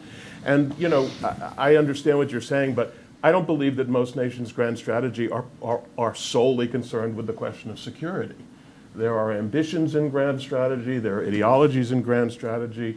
Your example is interesting because for the French monarchy, the support for the American Revolution was a bummer. I'm not sure it was for France, which then turned around and almost conquered all of Europe within, beginning 10 years later. So it matters what the regime is. And I think it's important to understand what this regime is. And this regime is not the sort of product of a democratic bargaining that previous regimes have had. And you need to ask, what are the goals of this regime? If you look at China and you say, what is the grand strategy of Xi Jinping, a major component of that grand strategy is to ensure the continued control in power of the Communist Party of China. And that much of their foreign policy is subsidiary to that. I think if you had asked Americans in the World War II and afterward period what the grand strategy was, if you read the works of a historian like Mel Leffler, it would be to preserve a liberal democratic capitalist system, not necessarily to preserve any particular person's rule. But what we're dealing with now is one-man rule in this country. We're not dealing with the normal democratic processes that produce whatever that kind of national security strategy is. So take this question of Venezuela and the bombing of the boats. Personally, I don't think this is primarily about foreign policy. I think it's primarily about domestic policy. I believe that the administration wants to be able to go to the Supreme Court and say, we are at war, and therefore we can do whatever we want on a whole host of domestic issues, including deportations and arrests, and even pursuing the wrong kind of people here in the United States under the overall blanket of a national security waiver because we are at war. And that's why they don't need to explain to anybody why we're at war or who we're at war with or who we're blowing up. It's going to be simply the fact that we're at war. So I think that policy is not about the Monroe Doctrine or hemispheric policy. It's about this. And if you look at our approach to the world right now, yes, we'll probably come out with a national security strategy that looks a lot like some version of America First, although I can assure you it's no version that the original America First would have recognized, even with its hemispheric focus. And we are conducting policies that seem to be in accord with a restraint approach. We're pulling back from Europe, our forces, regardless of whatever else is happening. Our security guarantees are very much in question. So it would be kind of an America First approach to the world. But on the other hand, that is in conflict with the clear desire of our president to be world emperor. And I think that is, his aspiration here is to maximize power, and I believe his aspiration in the world is to maximize power. I believe that's what these tariffs are about primarily. They're about the exercise of power over countries that he can control. They're a demand for tribute. We already talked about flattering his ego, etc. If you wanted to ask me what is the major guiding purpose of American foreign policy right now, whatever the national security strategy says, it is to further the interests of Donald Trump and his family. And so and I'm just saying that as an analytical matter. And so if you want to understand American foreign policy, you need to understand the basic regime type that we're now dealing with. Did that answer your question, Jim? But let me pick up. You've made some connections back to what Representative Smith said in his conversation with Mike. Let me bring up something else he said. He talked about how we can fix the international order after this administration, assuming we have elections, assuming there's a different approach to foreign policy in a subsequent administration. I'm more pessimistic about putting things back together again. What do you think? I don't think we can put things back together again. I think that if you look at the post-war order, post-World War II order, a huge amount of it has been based on trust in the United States. We have major world powers who once ruled the world, Britain, France, Germany, etc., who after World War II ceded not only their geopolitical ambitions, but also their basic security into the hands of the United States. And basically, much of the rest of the world, most of the rest of the world, accepted that the United States would be the strongest power in the world, economically, politically, and militarily. Now, normally, that produces panic in the world, but in this case, it produced acceptance because the United States was trusted on two fundamental grounds. One, that its security guarantees would be security guarantees, which is not the case now because now we don't know whether there's a guarantee, which means there's no guarantee. So the security guarantee was one part of the bargain, and trust that we would not use our overwhelming power against those who had voluntarily ceded it to us to take advantage of them and extract resources from them, which we are doing right now. So I would say the fact that we've had this experience with the United States means the golden age is over. And if I were another country, I would never trust the United States again with the level of trust that has been given to the United States until now, which means that any post-war, any post-Trump order, should we ever get to such a thing, will have to rearrange the nature of the relationships in the world to one that is more a more decentralized system of power. But again, I don't know if we're ever actually going to get there. I have a few things to say about whether we're actually in a multipolar world or not, and what it means to actually be in a multipolar world. But we can maybe do that on another day. Great. I think that with that, let's turn to the audience for some questions, and the mics are around. Well, I guess maybe we can talk about the multipolar. We can talk right here. Right here. Jeff, retired attorney. Does that mean democracy is dead? Oh, I'm sorry. Does that mean that democracy is dead? I think that's for Bob. It means democracy is dying in the world. But I would add here, the operative word is dying, is the ing. Yeah. And that means that there are actions that can be taken, and they must be taken. Yeah, I meant to say that too. Let's see what the Dutch elections are today. Other questions, or I will make Bob talk about Well, I think that there is need for American people to realize that democracy is a living thing, that the rule of law is a living thing, that it's not something that's given out of thin air, that it requires freedom of expression, that it requires security, that the rule of law is obeyed, that laws matter, that civil society is robust, that fundamental issues of freedoms of speech, freedom of assembly are protected, there are limits on force, and that all needs to be experienced and protected and defended. And the more one tries to trade democracy for safety or democracy for economy, the more one loses both. And I'm paraphrasing here Ben Franklin, who said, if one trades democracy for security, one doesn't deserve either. I would have paraphrased that if one sacrifices democracy for economy, one will end up with neither. I keep thinking about the indirect exchange between Bob and Josh about the French monarchy after World War II. Maybe our democracy will be restored in the same way. But Josh, you want to say something? Yeah, just on this question of whether we can rebuild, because this came up in Representative Smith's comments and then up here. I guess I'm slightly more optimistic than Bob, just because politics doesn't end, right? There is no.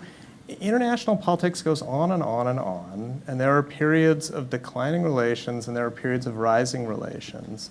So if you look at the great powers today, and if you went back 20 or 30 or 40 years ago and you say, would everybody be enamored with China in the 1970s? They'd say, no, you're nuts. This is a fundamentally untrustworthy country. Nobody's ever going to make a deal with Maoist China, who had their cultural revolution. They murdered everybody, right? But it didn't take long for people to start cooperating with China, right? When they had new leadership and they changed their approach and they changed their diplomacy, right? There's no reason we can't do the same. This is not to defend the Trump's approach. I think it's misguided. It's only to say that politics doesn't end, and there will be time and opportunity to set things right. I hope you're right. Over in the back. Hello, my name is Asmi. I actually had a question for most people on the panel. And what I understood from what everybody was saying is that one of the biggest threats right now we're seeing to national strategy is the immense personalization of policies in negotiations, in perceptions of threat. So what that tells me is that policy negotiations matter more about the leaders in office, right? More than the actual state of the people or the actual state that is comprised of the people. So if we are to move on from this kind of strategy or grand strategy, uppercase S, what kind of pivots do we need to be making to our own states and our own, I guess, structures and institutions? Thank you. Anybody? Tom, you want to take that? Yeah, I mean, I can take a credit.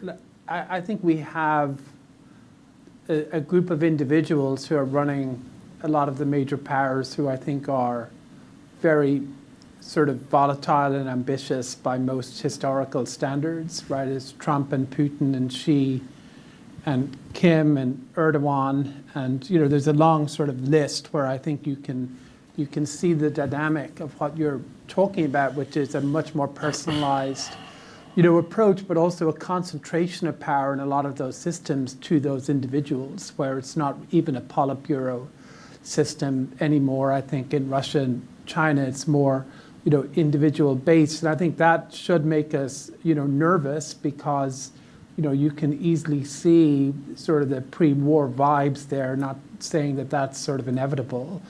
I think how do we get beyond that? I think, you know, this goes to Bob's point a bit about domestic, you know, change in democracies and then deterrence, I think, of, you know, the autocracies. I would say one thing on this question of whether it's possible to go back. I mean, to me, I think the rules-based order, international order created after the Cold War is definitely over, you know, but there are remnants of it. Bits of the system are still there. The alliances are still there. There's other bits. Maybe some of them aren't as relevant as they used to be. I do think there's an open question about not sort of how do we go back, but how do we sort of build on that and go forward. One thing on the alliances where I guess I do disagree with Bob is if you look at the European and the Indo-Pacific reaction to Trump, what is it? What are America's allies doing? They're basically accommodating him, right? They're bending over backwards to accommodate him. That's because they believe they don't have options. They're trying to buy time to hedge, to create their own capability. So it's not that they fundamentally trust him, but they're actually not pushing back, right? They're going out of their way to say he's amazing, everything's fine, which they don't actually believe, but that is sort of what they're saying. So I just don't find it credible, you know, that if an internationalist pro-alliance president comes in 2029, that having accommodated Trump, they're going to be like, we don't trust you, we don't want to work with you at all. I think what will be the case is they will want to hedge, right? They're not going to abandon efforts to develop their own capability. But from the perspective of, you know, internationalist perspective, that's probably not such a bad thing. So that's not to be optimistic, I'm not, but I think there is, you know, a little bit of a silver lining there. Okay, over here. Hi there, thank you all for being here today. I'm a student in the region, and my question for you is, what should the U.S. national security strategy be towards Africa? This is intentionally a broad question, so feel free to keep it high level or run with specific issues or regions. Fonda, I'm going to turn to you. I was going to say I'll turn to you, Jeff. No, I'm turning to you, Fonda. Well, I would say, first of all, having an Africa policy that's more than limited conflicts and the occasional rare earths and critical minerals. Africa is a very important continent, a growing continent that will face very significant challenges in terms of climate change, migration, massive ongoing security issues, terrorism, but it's also a continent with significant opportunities. This is where labor will be coming from as populations are aging. This is where new jobs and economies will be created. We need to be very mindful in the immediate setting of the significant security deterioration we are seeing across the Sahel. It's also an important geostrategic opportunity because the glitz has come off the Wagner Group, the Africa Corps. They are being shown an empire without many clothes on, if any. But the US is now absent. Both absent because it got kicked out, but also absent because those are no longer issues of focus of the Trump administration. That's just the immediate period. But over the long term, this will be a continent with important opportunities and very important challenges affecting other areas. But that means being present, being engaged. We have liquidated USAID, we have liquidated our presence in multifaceted way, in ways that directly leads to many people dying who would not have to die, such as taking away medication like PEPFAR programs that had several decades of bipartisan support. Needless harm to people felt in a very visceral way. It's not sufficient just to rapidly coming to mediate a conflict that might be very important, but the presence must be sustained much more multifaceted. Jeff, your take on Africa? I would add that if you're going to focus on Africa, you must also focus on having discussions about Africa with the middle powers that are doing so much damage inside Africa. You cannot solve the conflict in Sudan, which is the largest humanitarian and displacement crisis in the world, without also making sure that Sudan's high on your priority list with Egypt, with the UAE, with Saudi Arabia, with Turkey, et cetera. So that having a strategy, a focus on Africa has to include making sure that Africa is a priority in bilateral relations with those others who are working in Africa. Well, and I think that's very emblematic of the withdrawal of the United States. The place doesn't stay vacant. Other powers come in. They might be great powers like Russia, or let me not use great about Russia. They might be big powers like China or Russia, or they might be smaller powers. And their actions are often not beneficial. We heard Representative Smith imagining a world where the role of US and China is positive for a country. Right now, their engagement is not positive. Often it might be positive just for a very narrow elite, the junta. But if we just go away, the problems stay, the opportunities stay, and others come in, and our influence declines. I think we've reached the end of this panel. I have instructions for all of you, which is that there's a coffee break now for about 15 minutes, but please be back in your seats by 3:30 because we have the keynote address with Senator Slotkin. And please join me in thanking the panelists for their contributions today.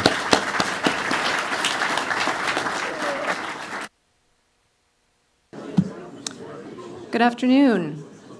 Good afternoon, everybody. My name is Melanie Sisson. I'm a senior fellow with the Strobe Talbot Center for Security Strategy and Technology here at the Brookings Institution. And it's my pleasure today to welcome Senator Elissa Slotkin to the 2025 Night Forum on Geopolitics. Senator Slotkin has worked at the Central Intelligence Agency, the Office of the Director of National Intelligence, the National Security Council, and the Department of Defense. As an elected official representing the great state of Michigan, she's continued to focus on national security and defense policy, serving on the Armed Services, Veterans Affairs, and Homeland Security Committees, first in the House and now in the Senate. Senator Slotkin, we look forward to your remarks. All right. Hello, everybody. Thank you so much for having me. Oh, good Lord, sorry about that. Thanks for having me. Again, I'm Elissa Slotkin, the newest senator from the state of Michigan. By way of introduction, as you heard, before I got into politics, I was a national security nerd. And I'm also what's called a 9/11 baby. I happened to be on my second day of grad school, actually with Melanie, in New York City when 9/11 happened, and it completely changed my life. And by the time the smoke cleared, I knew that I wanted to go into national security. Went on to as you heard, the CIA. I did 3 tours in Iraq alongside the military, the Pentagon, the White House under 2 presidents. But before all that, back on that 9/11 time, the day after 9/11, I was busy switching my classes so that I could focus on security policy and national security. And one of my professors, I don't know where he is, was Mike O'Hanlon. There he is. I was lucky to get into his class. We are all lucky that he has convened this forum. He has about 12 titles here at Brookings. But as I just told him behind stage, I'm still a little bitter that I got a B+. And as Melanie said, it has held me back. Okay. I know a lot of you are here to talk about the forthcoming national security strategy, national defense strategy, America's role in the world. Very timely discussion, since the word on the street is those strategies are being rewritten and reoriented to focus on homeland defense rather than competition with China and those kinds of things. Sounds reasonable enough. But here's the thing.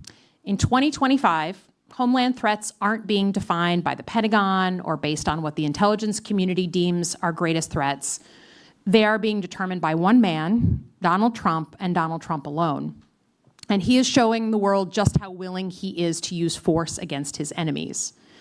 Now, our system is set up to give the president, any president, real power to make decisions on national security and foreign policy. And that's because when it comes to keeping us safe from attack, a commander-in-chief needs the power to make quick decisions.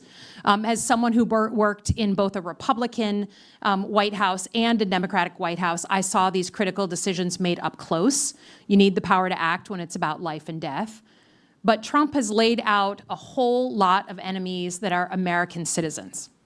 And if he's willing to use lethal force against enemies abroad, as we've been seeing, what's stopping him from using lethal force against enemies here at home? That question should chill every American to the bone. And I'm giving this speech today because I believe that's exactly the plan. I believe that Trump is ready to bring the full weight of the federal government against Americans he perceives as enemies. Why? Because he has one goal: making sure that he and his ilk never have to give up power. Now, to be clear, I don't say this lightly, but I think between the strikes in the Caribbean, his efforts to identify domestic terrorists, and his deployment of force in American cities, that seems to be where we're headed. So I want to start with what's happening in the Caribbean. Let's review the bidding. Since early September, Trump administration has announced attacks on 14 ships. They've killed 57 people. The Trump administration notified Congress that we, as Americans, are in armed conflict with a number of cartels, which they have called designated terrorist organizations. They argue that the strikes are fair game because the boats are filled with drugs being smuggled into American cities. On the surface, this makes sense to a lot of Americans. And I'm actually sympathetic to going after these types of groups, given what drugs do to Michiganders every day. But here's what's different about the strikes and what's precedent-setting. The President and Secretary Hegseth are refusing to tell the American people who we are fighting. They won't tell us the names, and they won't tell us why they're being targeted. A few weeks ago, the Senate Armed Services Committee, the committee I sit on, received a briefing on these strikes. During the briefing, members from both sides of the aisle asked the Defense Department for the name and number of the organizations that the United States is currently at war with.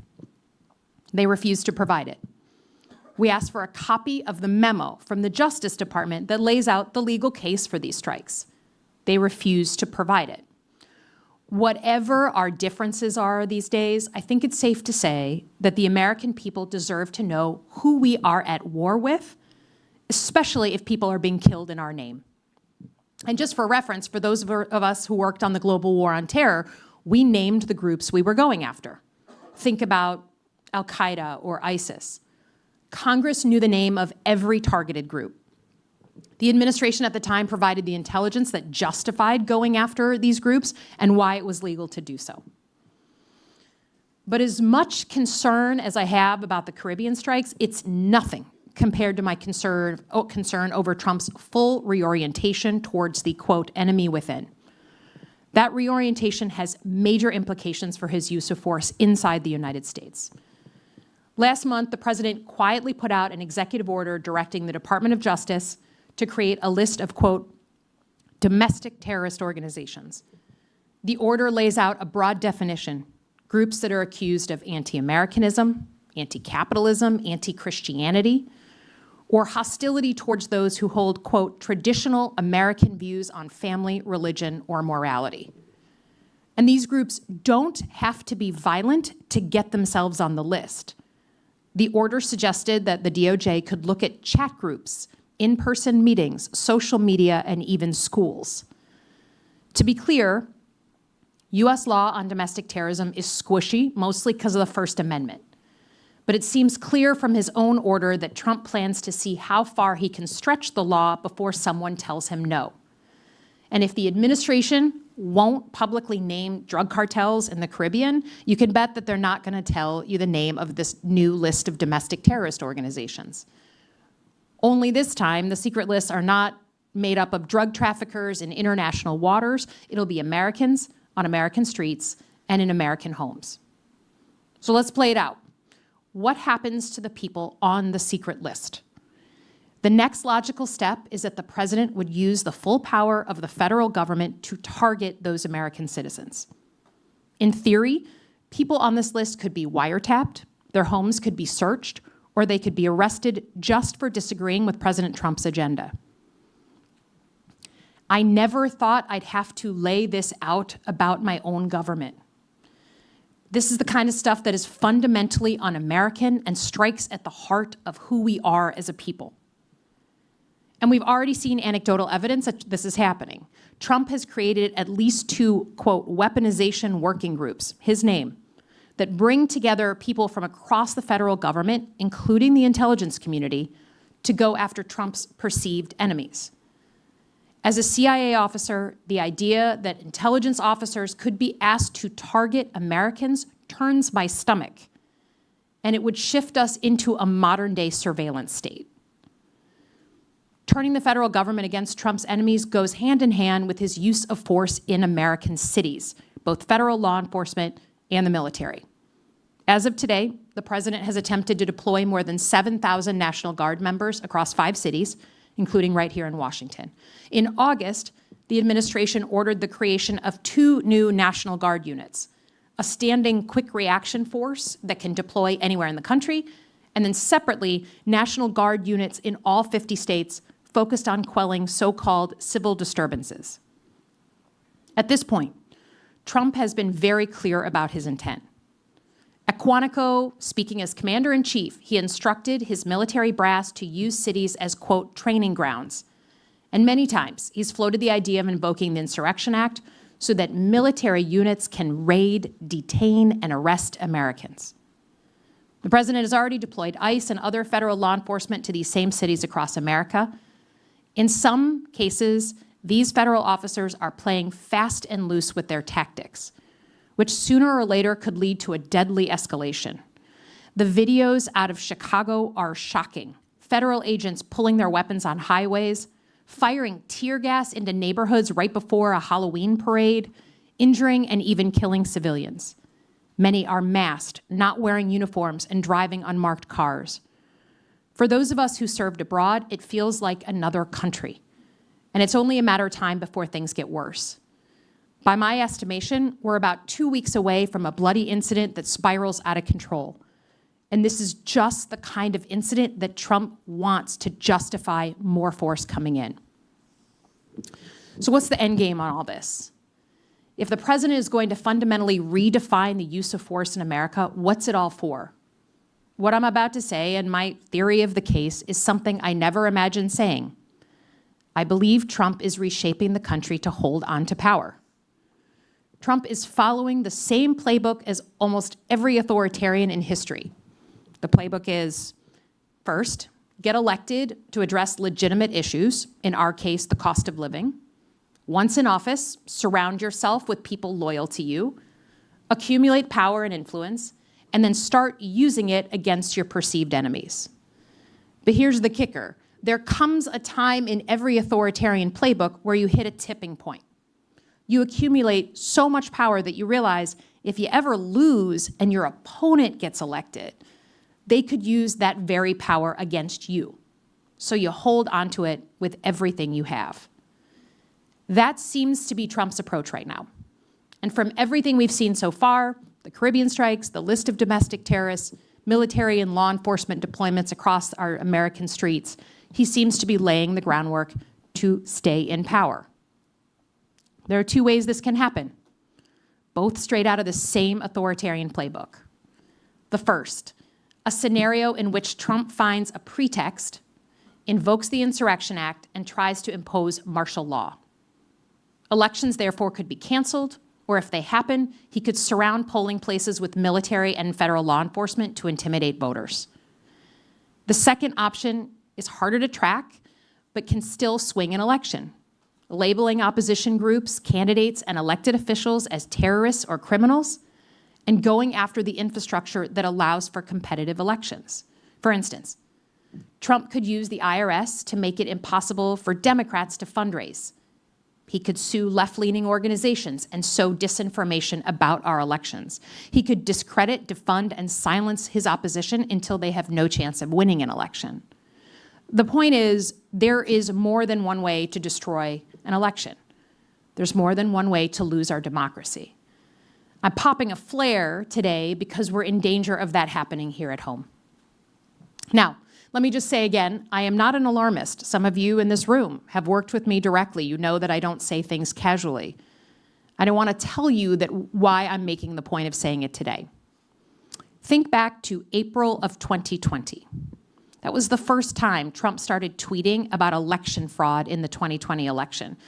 That if he lost, it could only be because of fraud. I was in the House of Representatives at the time. I remember being shocked. But back then, I was pretty polite about it. I sent a bunch of letters to the administration. I talked about it in hearings, but I didn't make enough of a stink about it at the time. Fast forward to January 6, 2021. As rioters stormed the Capitol, I barricaded myself in my office and looked for something I could use as a weapon. The thing I thought was unthinkable was happening. I had a failure of imagination back then, but my imagination is working just fine now, and I'm not going to make the same mistake.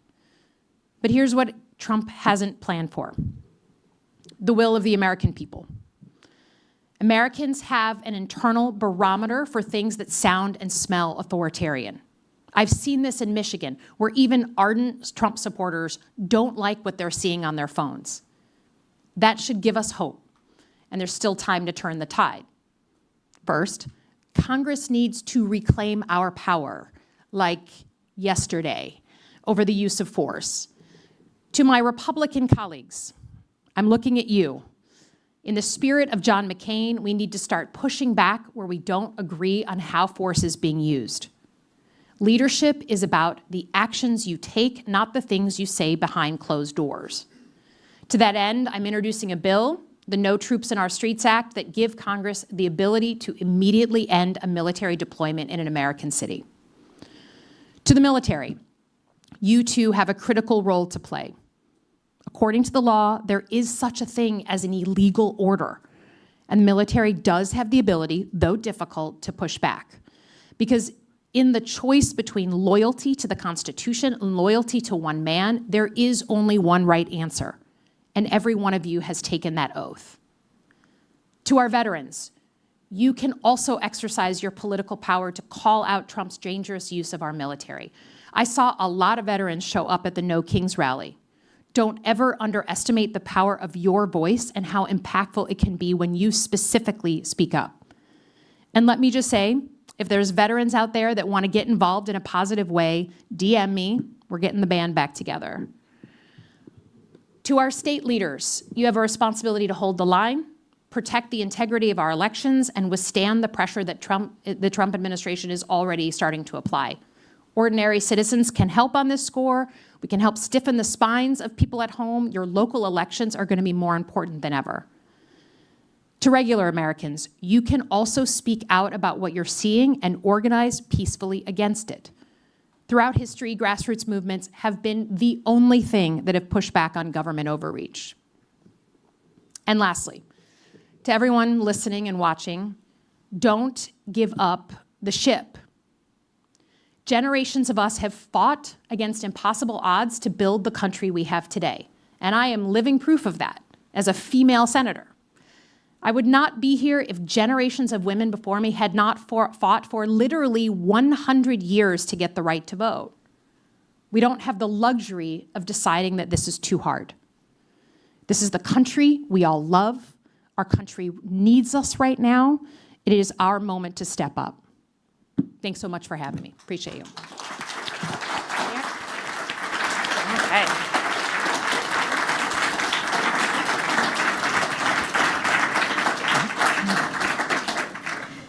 Senator, thanks so much for being here. Of course. Our time is short, so we'll move with some alacrity.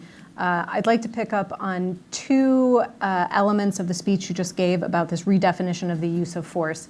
You spoke about the Caribbean. It's not just the bombing of these ships that we're seeing. We're seeing an unusual set of deployments to the region, including most recently the movement of a carrier strike group. Yeah. What is your understanding of the intent of those deployments? What is the policy objective? I mean, I think we have to at least open the conversation on use of force on land in the Caribbean. And I think the president has sort of even mentioned this kind of casually as he does. I don't, while of course a carrier strike group is a great way to create deterrence, I think we have to assume that the movement of such a high value asset, we never have enough carrier strike groups, moving that into the Caribbean and into these areas is because we may actually use it. And if you go back and think of Grenada or Panama, like it wouldn't be the first time in my lifetime that we do that. I don't think the average American is thinking that they want to, invade and do regime change in another country. I think it's been an exhausting time since 9/11, and so I don't think that's high on people's agenda. But it is clear that the president, I think we have to assume that he could use force against Venezuela mainland in the near term. You spoke directly to service members just now. What is your assessment of the overall organizational health of the Department of Defense today? I mean, I think, look, between people being fired or retiring earlier than they expected, between people on the civilian side being cut, between the overreach of some of the sort of social policies, the use of the military as a prop, like we saw in Quantico. I mean, that was for myth making around the president and Secretary Hegseth. I think for everything I've heard from people that are still inside is that morale is really low and people are walking on eggshells. I think the thing that killed me the most was I was having a conversation with a young officer last week who I happen to know from home in Michigan, and she's 7 years into her career. And she said that her entire cohort is looking at particularly like women getting removed from their jobs and just saying like, do I have a future in this military? Her dream was to be an admiral. And she's now saying like, is there a ceiling on what I can do in this organization? And I think morale is low. And then I think the thing that is definitely happening that I've never seen in my time is, people are being asked to sign NDAs who are participating in these strikes in the Caribbean. People who are participating in these strikes are doing memos for the record and then taking them to their JAGs and being like, hey, I don't want to ever one day be held personally liable on these strikes, so can you kind of cover me legally? I mean, that is some crazy stuff when young officers up and down the chain are seeking legal cover so they don't get sued one day for what could be illegal strikes.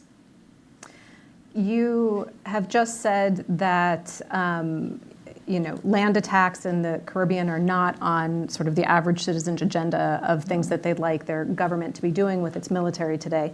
So let's talk about what might be on that agenda. What are the core elements of a national security strategy? What does it need to have in order to be responsive to these concerns that you hear from Michiganders about their security and their prosperity? It was interesting. In August, I did something that when I was at the Pentagon, I would have probably laughed at. Which was I held these kind of town halls across Michigan on what do average people want out of their national security, right? No one ever asks people.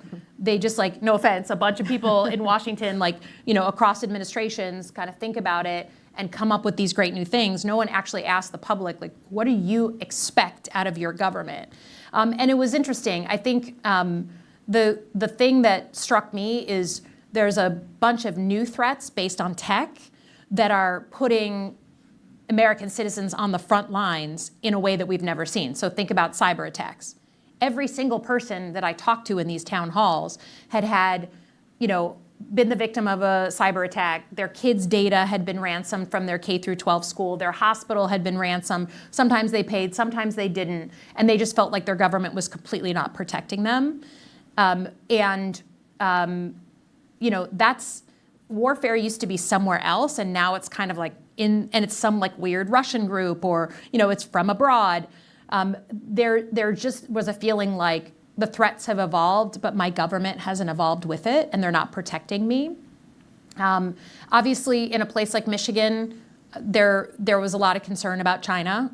We've seen, over 30 years, we've lost jobs to places like China, so there's a real concern about trade and feeling like, and this is obviously very relevant given that the president's about to meet Xi, and I think there's a feeling like we haven't managed that relationship well, and we need to, and a lot of interest in bringing manufacturing back to the United States and not giving China a veto on our supply chains. And then I think a general feeling of kind of being a little bit out of control generally on social media and technology, and just kind of they don't know how to help their kids, they don't know how to approach all this technology, and they certainly are real concerned about AI. Like, they've heard about it, but they're like, hey, we've been losing jobs for 30 years. Are you telling me we're going to go through another round of job loss? And so what is this, and how do I think about technology? I'm worried about my kids. So those are the things that I heard really strongly.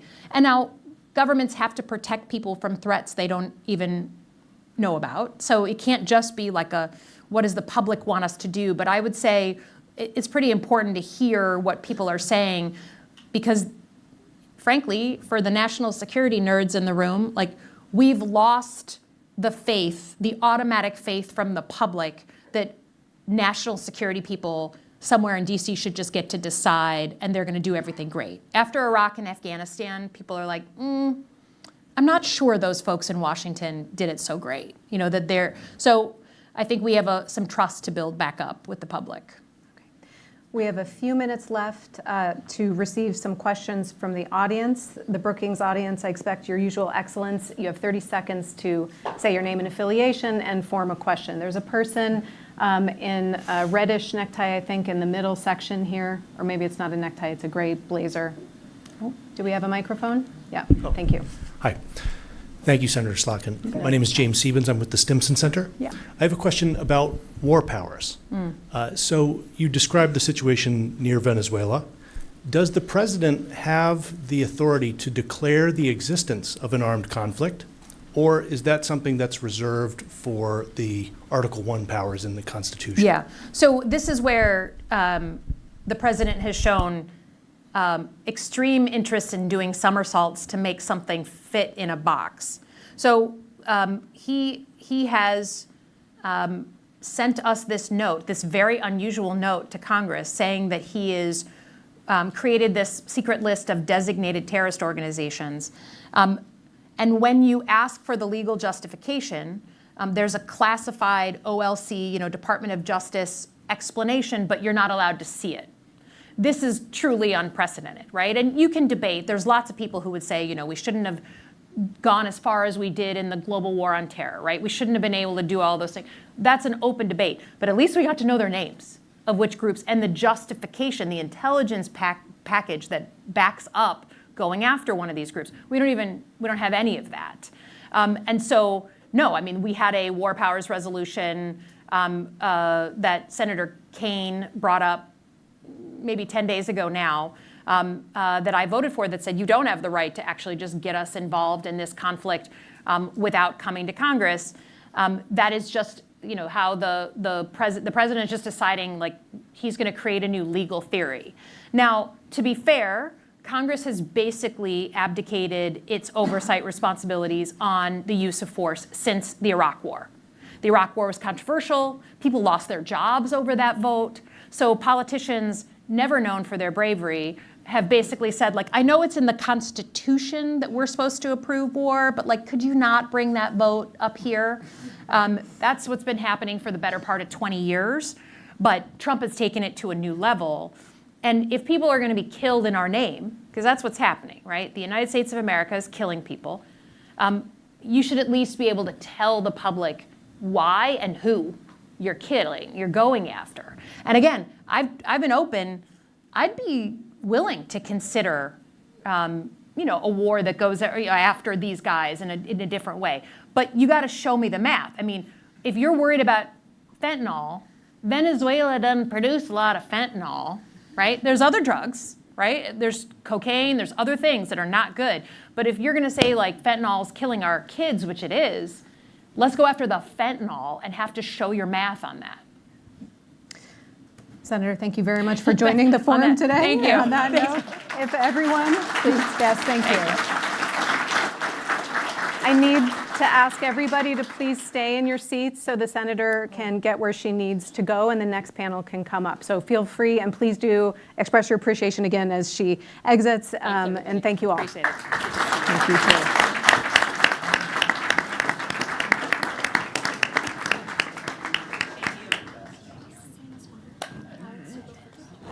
All right, go on up. Let's do it. Fabulous. Thank you. Great. Close to the podium. Okay. I don't know how we're going to follow that. We got this. Is everyone awake now?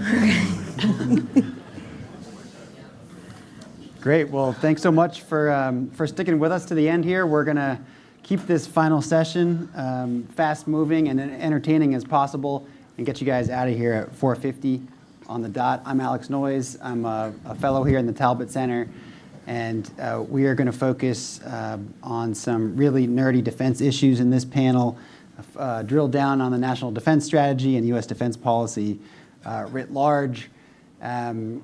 So we have a fantastic panel here. I'm not going to belabor you guys with their very illustrious backgrounds, but you can check them out online.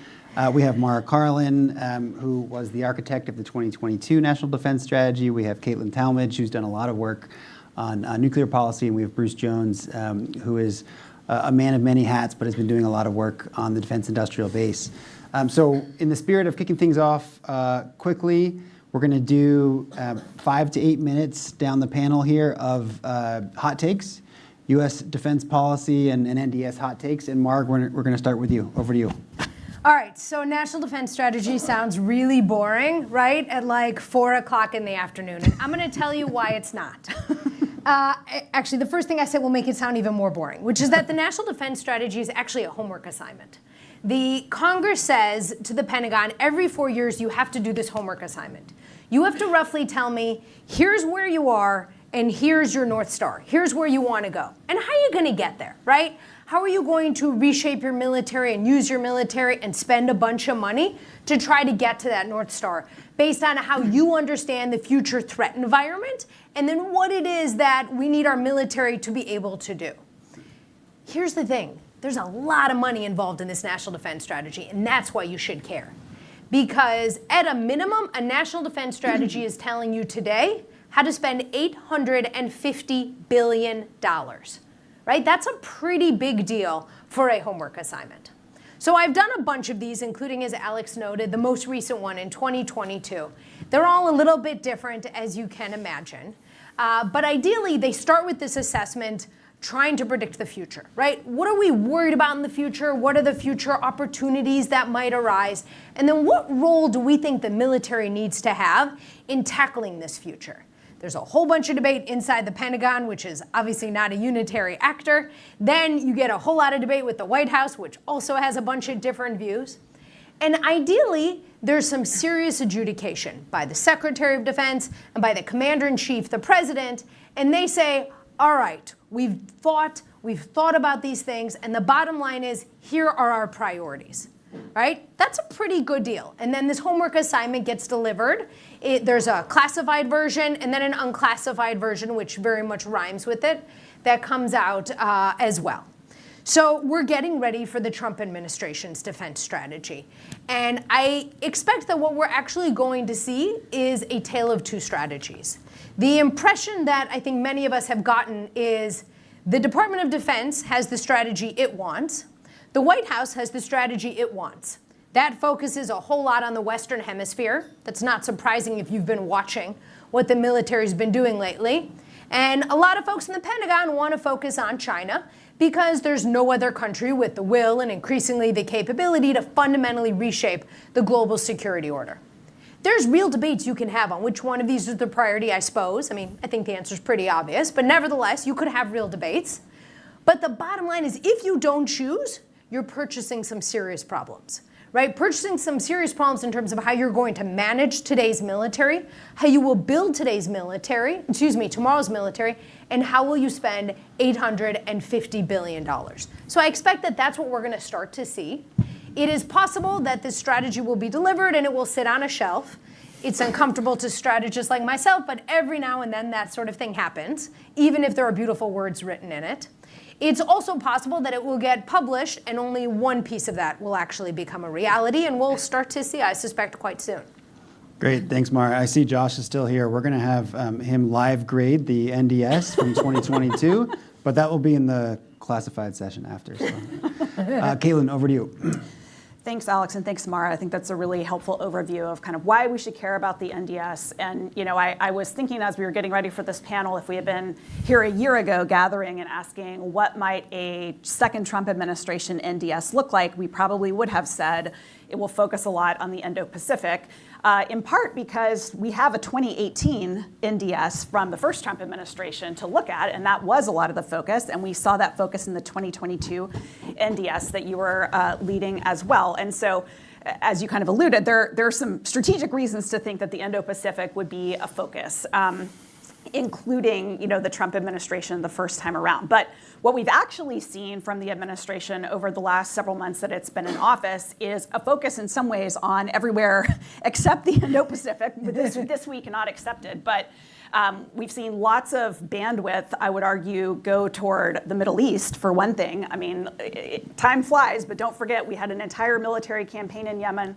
an entire military campaign in Iran, and the president's been very involved, obviously, in ending the horrific war in Gaza. So that's been taking up a lot of oxygen. But there is also all of this activity that we've really been talking about throughout the day, going on in the Caribbean. And I agree very much with several of our other panelists today, including Senator Slotkin, who have outlined the connections between what's going on with military operations in the Caribbean and the president's domestic agenda. And I think that we often try to look at the NDS as being the United States looking at external threats, thinking about how it's going to deal with foreign actors. But I really do think that the roots of what the administration is sending the military to do in the Caribbean have everything to do with a domestic agenda. They have to do with immigration, the notion of who America's enemies are, and loosening restrictions around the use of military force. And so I think that those issues are very significant. We've already talked about them, but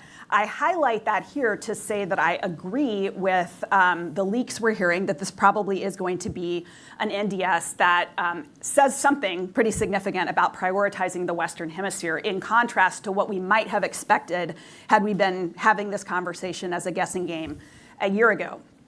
But the NDS is supposed to be about priorities, and I worry very much about the problem that I think you were just getting at, which is that rather than, for example, explicitly delineating that the Indo-Pacific is not as much of a concern and we are going to focus on the Western Hemisphere for whatever reasons, and you can debate substantively whether that would be a good prioritization or not, but it would be clear.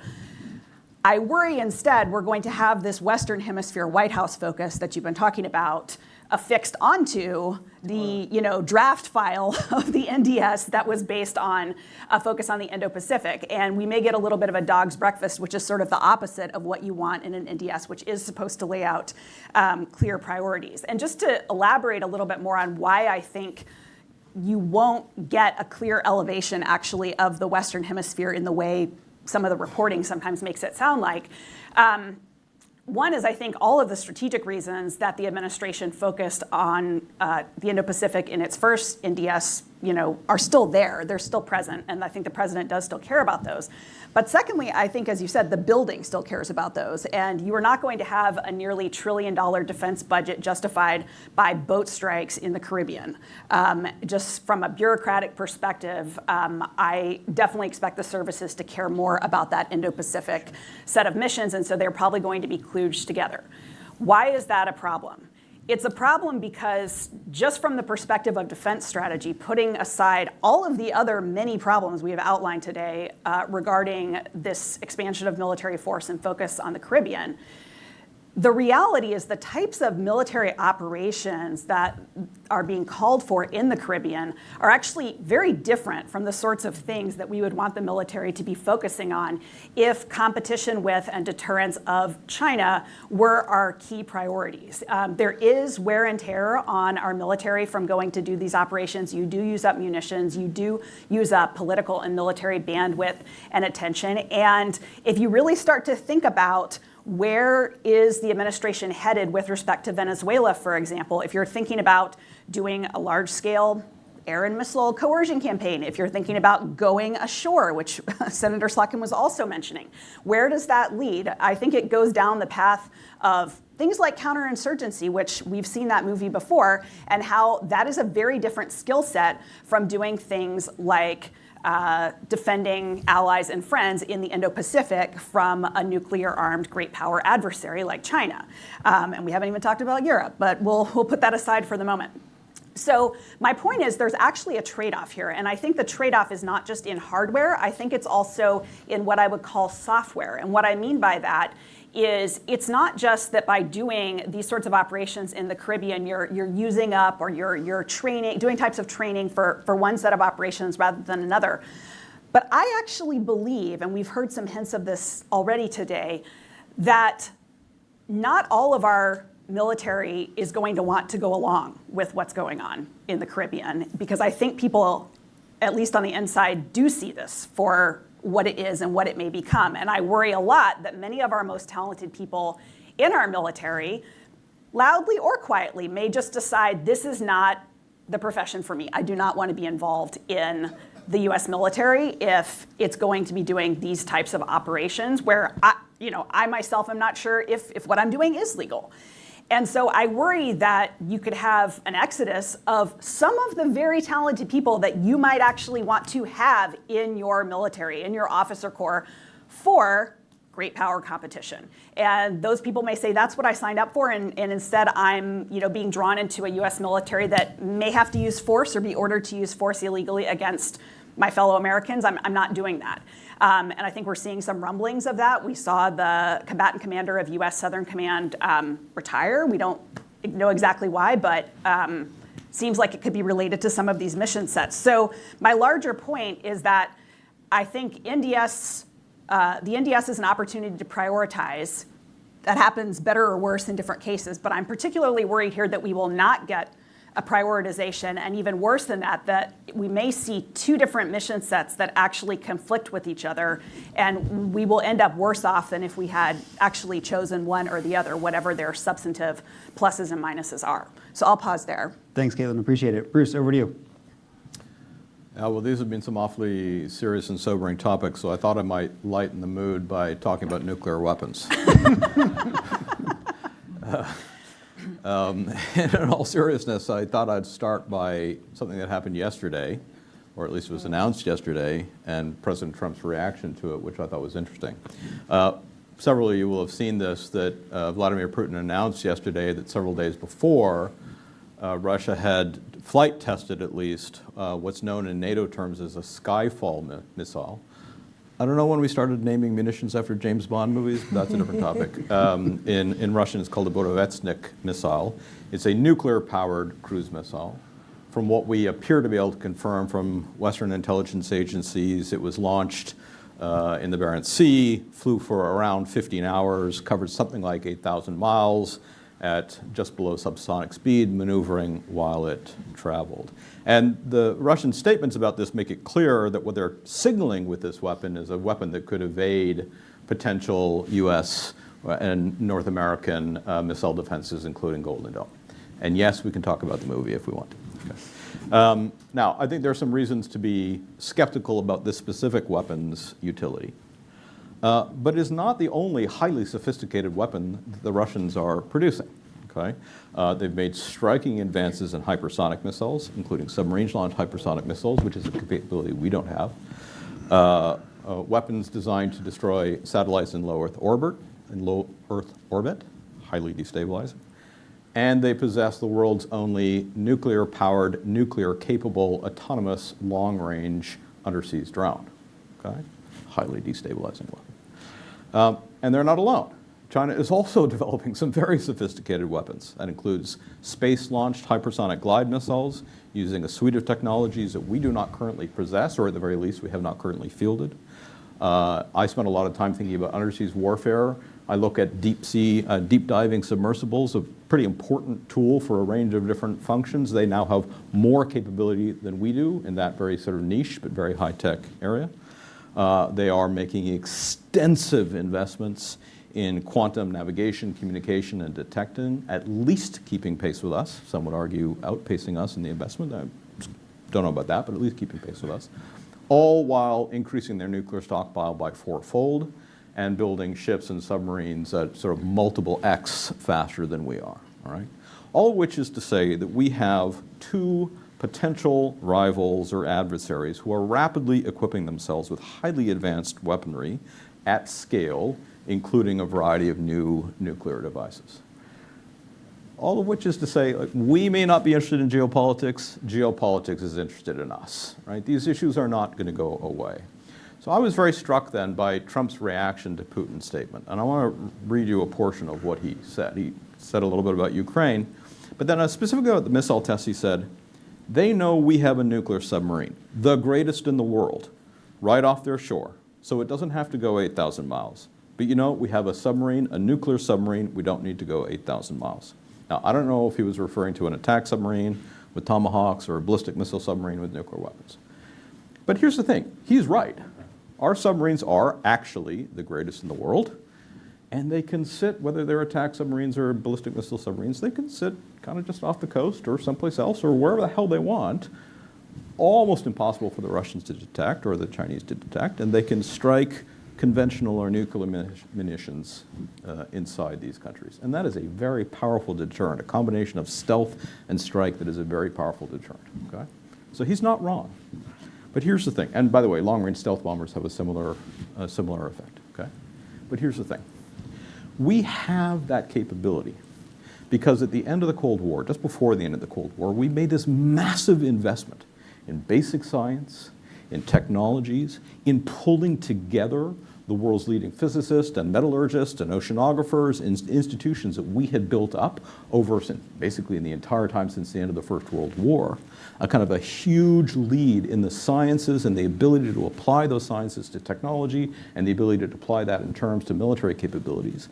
They gave us a set of tools, long-range strategic bombers and nuclear power submarines in particular, which hit the kind of playing field in the early part of the post-Cold War period and are still the best technologies in those spaces today because of this massive surge in science and technology investment to deal with potential future threats. And what I worry about when I see the discussions about where we're headed on something, we don't know. Let's see what the documents actually have to say. But I worry if we start to underinvest in the basic science and in the applied sciences that can give us the kind of technologies that we need to compete in those domains, right?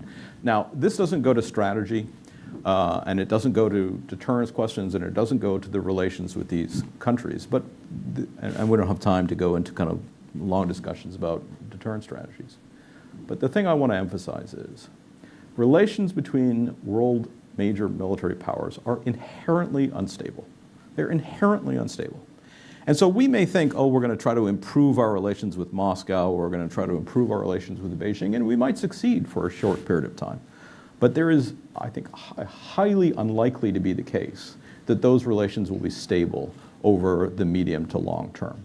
And so if we take our foot off or we take our attention away from having the kind of tools available to us to deter these actors, I think we are baking in a world of trouble. Great. Thanks, Bruce. Really appreciate that. Great opening salvos. I'm going to take the prerogative of the moderator and ask one or two rounds of questions, and then we'll open it up to the audience. So start thinking through your very sharp and very short questions. As a reminder, questions have a question mark at the end of them, and we're going to try to limit to 30 seconds because the mic will actually shut off after that. Okay, Mara. No, just kidding. But be quick, please. Okay, Mara, you've written a lot about civ-mil relations over the years. As we've covered today, we're in a bit of an interesting moment in civ-mil relations.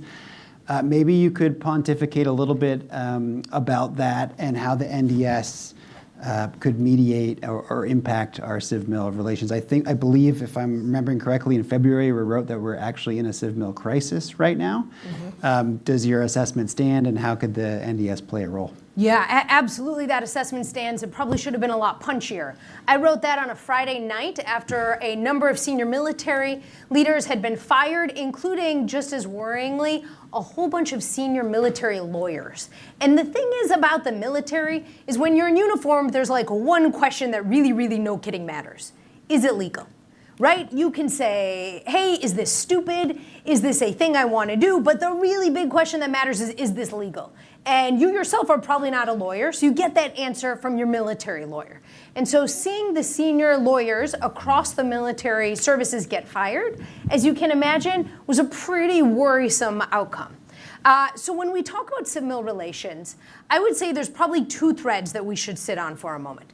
Thread number one is the relationship between the US military and the American public. And I think Senator Slotkin alluded a little bit to this, but hey, our military fought wars for the longest time in our contemporary history.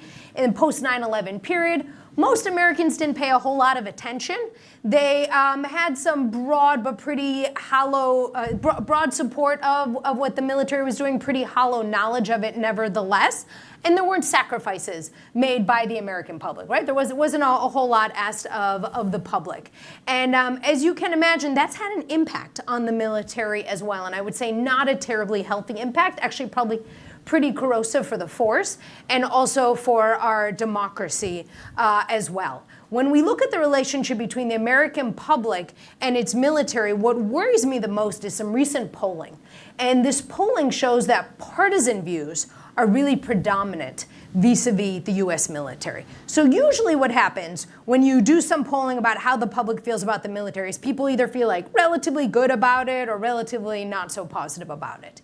Here's what's scary. The latest polling shows very, very, very high support among Republicans for the military and pretty low support among Democrats. That is not healthy, right? We want those to move in tandem. We do not want the military to be seen in such a partisan light. So that's one element that we should probably worry about on the civ-mil front. The other piece, which I think gets directly at your national defense strategy question, is the relationship between the senior military leaders and the civilian masters of violence, right? Those would be folks like a Secretary of Defense, or War as we call it these days, and the senior folks around them, right? The Commander-in-Chief. And we have seen that relationship get pretty sporty, right? I think the Quantico gathering, which we've never seen before, of all the senior general and flag officers coming together to be told that they've all gained a little too much weight, that's not a terribly professional way to interact with folks. It's also not terribly relevant to the future of warfare either. We've seen a whole lot of folks getting fired. It is absolutely fine. It is the prerogative of the Commander-in-Chief to fire whomever they want in uniform.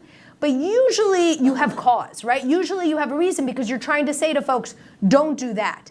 It's been pretty vague other than folks who, on the whole, happen to be women or happen to be people of color. And so that's sending a certain message as well. And even as we look at this national defense strategy, there's been a whole lot of scuttlebutt about how folks in uniform haven't been included in the national defense strategy development process. That is frankly pretty astrategic because who do you think is actually going to implement your strategy? The people who are part of the process, and a lot of those are the most senior folks in uniform as well. And so what we're seeing in that relationship is actually not boding terribly well for realizing any sort of strategy. And if we just go to the wonky literature on this topic, it says that the way folks in uniform are now going to look a little bit skeptically at senior civilians is actually going to continue, right? It's not just going to be about one team or the other. It's going to actually be kind of how all senior civilians get painted. Also not healthy for our democracy. Thanks, Mara. Caitlin, I know you've done a lot of research on nuke policy. If I'm understanding the latest news, the Nuclear Posture Review is going to be is jettisoned for this year, and it's going to be part of the National Defense Strategy. Maybe if you could speak a little bit about that, and feel free to use that as an entree to your nukes research more broadly. Sure. Well, I'll once again turn to nuclear weapons to cheer up the conversation, because I actually think that the relatively long-standing practice of having a separate nuclear posture review that is detached from the larger national defense strategy doesn't actually make a ton of sense. And I think the notion that we should actually discuss nuclear weapons as an integrated part of our national defense strategy, which to some degree was already kind of moving in that direction in the previous administration. But I don't think that's a crazy idea at all. I mean, I think that, if we look back on the history of the nuclear age, for most of that history, our decision-making in the United States about conventional and nuclear forces was actually very tightly integrated. I mean, during the Cold War, relatively early on, we made a very deliberate decision that we were not going to try to match the Soviets ruble for ruble, dollar for dollar on conventional forces, and that we were instead going to rely heavily on nuclear forces as a credible means of defending a wide network of allies that were under the US nuclear umbrella. And I mention this to say that 50 years ago, the notion that we would talk about our nuclear forces separate from our conventional forces would have been kind of nuts. It would have been like, well, we're making decisions about what we're going to build in both of these domains because they're integrated in our strategy, and we think about them together. I think what happened is, with the end of the Cold War, the United States did not face nuclear-armed competitors, and it also enjoyed overwhelming conventional superiority, which made the need to rely on its nuclear arsenal in the way that it had during the Cold War vis-a-vis the Soviets recede. And I'm sorry to report that that interlude is now over, and in a number of key regions around the world, if the United States does not enjoy conventional superiority, I think at the very least you could say that conventional military balances are not moving in a direction that is favorable to the United States. And so if it is the case that the United States wants to maintain its alliance commitments, and I would put a giant asterisk next to that, given everything that we're seeing and everything that we've talked about today, but if it is the case that the United States wants to maintain credible defense promises to allies in various locations where there are adversaries that at least locally may pose a really serious conventional threat, then the question of what the role of the US nuclear arsenal is, I think, is back, whether that arsenal is fit for purpose. And it is, again, very much related to questions about, well, what do we think we can do conventionally versus what might we turn to our nuclear arsenal to try to deter? And so bringing those questions back into the national defense strategy directly, I think, is a good move. I think there is, however, still the question of what the substance of the answers to those questions is going to be. And again, one of the things that I kind of worry about is whether there is sufficient political attention and bandwidth being given to this relatively important question that, 2 years ago, the very nonpartisan expert Strategic Posture Commission identified as a really important one, which is America's nuclear arsenal, is its size and shape, its nuclear posture, which was essentially designed in 2010 in a completely different strategic environment where Russia was a partner, China was not building hundreds of silos, and both the US and Russia were constrained by strategic arms control. Is that really the right template for the US nuclear arsenal going forward? And I would say the answer to that question is no, and that there's some things in the short and long term we should be rethinking with our nuclear posture, but it is right to do that in the context of the national defense strategy, I think. Great, thanks, Caitlin. Yeah, I'm going to add a quick two-finger on that and direct it to Caitlin and Bruce if you'd want to jump in as well. I think it's kind of surprising that we've got this far in the day, and if I'm not mistaken, we haven't mentioned AI. And when you're usually at a gathering of this sort, it's been peppered through the conversation already. I read a report, I believe it was in Politico a month or two ago, showing that AI war games escalated quicker than humans did to the nuclear stage. That's kind of terrifying.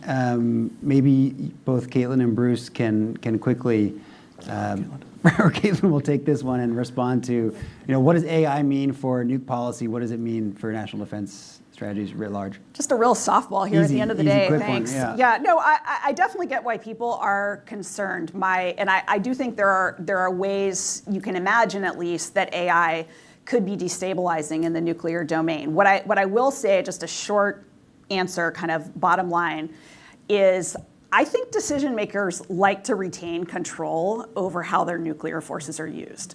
I think that is an overwhelmingly common behavior across virtually all nuclear states, irrespective of time period, regime type, and many other characteristics. And so it's true, there are the killer robots, but I think it is questionable whether national leaders are going to truly delegate to AI in a meaningful way, and asterisk, we can talk about what that would actually mean, the authority to use nuclear weapons in a way that would be destabilizing and would not occur otherwise if humans were in control. I think that's unlikely. Okay, I mean, we do feel have some better. agency here. Okay, thank you, Caitlin. Appreciate that. Okay, Bruce, over to you. You've done a lot of thinking on defense industrial base, as I mentioned, especially shipbuilding. There's been a lot of headlines about new efforts and initiatives on how to crank up our shipbuilding. Are these real? Is there anything behind it? What are the implications moving forward? Yeah, thanks. By the way, I might have a slightly different answer on the AI piece, but anyway, we'll go down later. Look, this is kind of one of these very increasingly rare topics where there's a degree of bipartisanship, actually, which is sort of shocking these days, but it's good. You have a piece of legislation which hasn't been moved forward yet, but is bipartisan, bicameral, to kind of invest in the shipbuilding sector. You had substantial monies authorized that, I think, personally by Mara, or pretty close. And you have, again, everything we hear is you'll see that again in this budget. This administration has assembled some pretty talented people to work on this issue inside OMB and inside Pentagon. So there are good things there. And to be perfectly honest with you, I think we have to be a little patient. I hear a lot of people now saying, oh, look, it hasn't moved. It's like, well, I mean, okay, we downscaled this capacity for 40 years. It's not going to get fixed in 6 months, right? We have to have a little patience. Again, to bipartisanship, we saw the president signing a deal with Finland to build icebreakers. That's a good thing. It builds on an agreement that was struck during the Biden administration called the ICE Pact. So there's lots of positives here. I guess what I would like to see, I'll make a disclosure here, which you can interpret my answer through this prism. I'm writing a book about submarine warfare, okay? And when you're writing about Hammer, all problems are nails, okay? So right now I'm a little obsessed by underseas warfare. But I will say that when you look at the capabilities that our adversaries or potential adversaries are fielding, and the export of those capabilities, and what that does to air power and surface power, I do think that both long-range strike and underseas warfare are going to play extremely important roles in the coming period. By the way, a domain that is going to be highly resistant to AI, actually much more than people think and talk about. And so I would love to see some real prioritization on the submarine industrial base and accompanying pieces of it. We're very expensive, very complicated. We have it in part because it feels almost impossible to say a thing like this right now. At the end of the Cold War, Congress made some very wise, far-sighted decisions about keeping a number of capabilities open even when it looked like they might not be necessary in the short term. They've proven to be extremely necessary in the medium to long term. So I would love to see some prioritization of the submarine piece of the puzzle, not just in funding, but in sort of focus. Icebreakers are good, submarines are better. Great, thanks. I can't resist the temptation to ask a security cooperation question to both Mara and Caitlin, if you'll humor me. Yeah. You both have written what I think the technical term is pretty awesome books on security cooperation and building partner militaries. And I've thought a lot about these issues myself.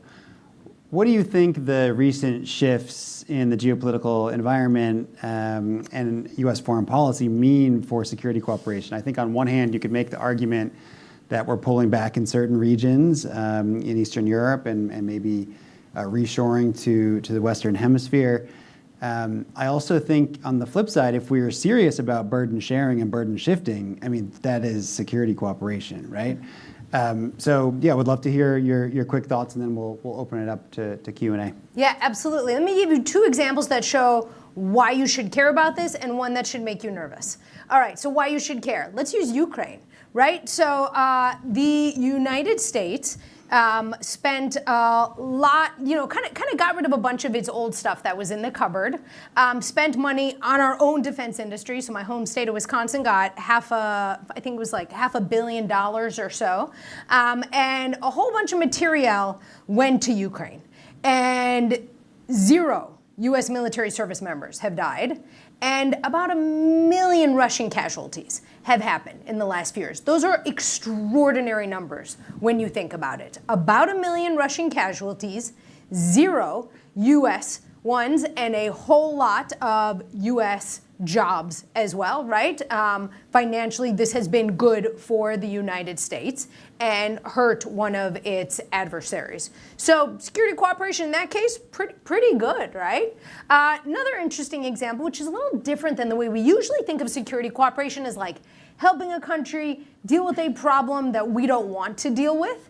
But here's the thing, sometimes we can use a little bit of help too. And so the next example I would use is AUKUS, right? AUKUS is this relationship between Australia, the United States, and the United Kingdom. On one level, it's about the United States selling nuclear-powered, conventionally armed submarines to Australia. On another level, it's about 3 countries building a submarine together in the future and doing a whole bunch of advanced technology cooperation. So that means the United States, look, back in the day, like when Bruce was talking about it, we had a real monopoly on what was happening technologically.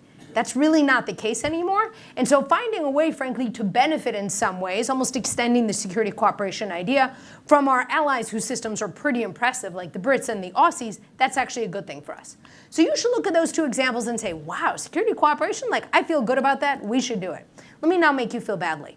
And where I want you to feel badly is what we see in particular happening across Europe. It is great that the Europeans are increasing their defense budgets. Exactly right. You'll note that those shifts really happened after Russia invaded Ukraine, unsurprisingly. But what we've started to see among a lot of Europeans is a nervousness about relying on the U.S. defense industrial base. That's problematic, and it's particularly animated by the way the Trump administration has been turning on and off the military assistance to Ukraine. Because if you rely on U.S. defense industry and you think that it might get turned on and off and you might not be able to get the material that you need, you got to look elsewhere, you got to build it yourself. And so we're starting to see a lot of that beginning to happen inside Europe, and I think that actually is not going to be great for the United States writ large. Great, thanks, Mark. Caitlin, do you have anything to add?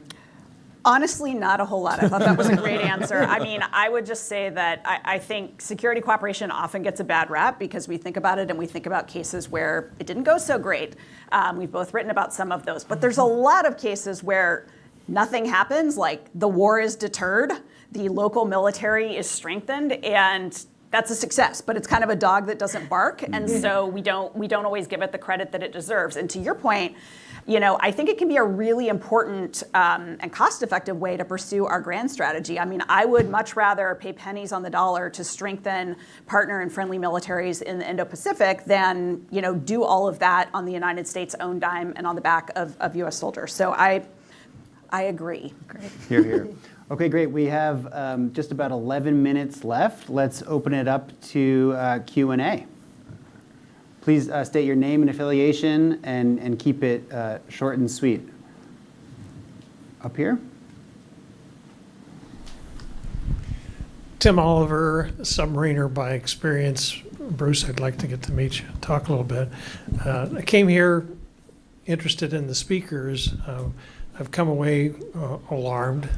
But I particularly like to ask you, now that I know that the cell phone that I wasn't allowed to take into any classified spaces because of the technology that's out there in the world is now going to become available to our government, what you might think the implications of that to be. Anybody want to jump on that one? I'm not sure which technology you're referring to specifically. The one that was talked about on was last Monday night, Rachel, about the, starts with a P, and it's basically the technology that. Pegasus? Pegasus, yes. I don't know. I don't know the answer to that. I am not an expert on that technology. It's not good.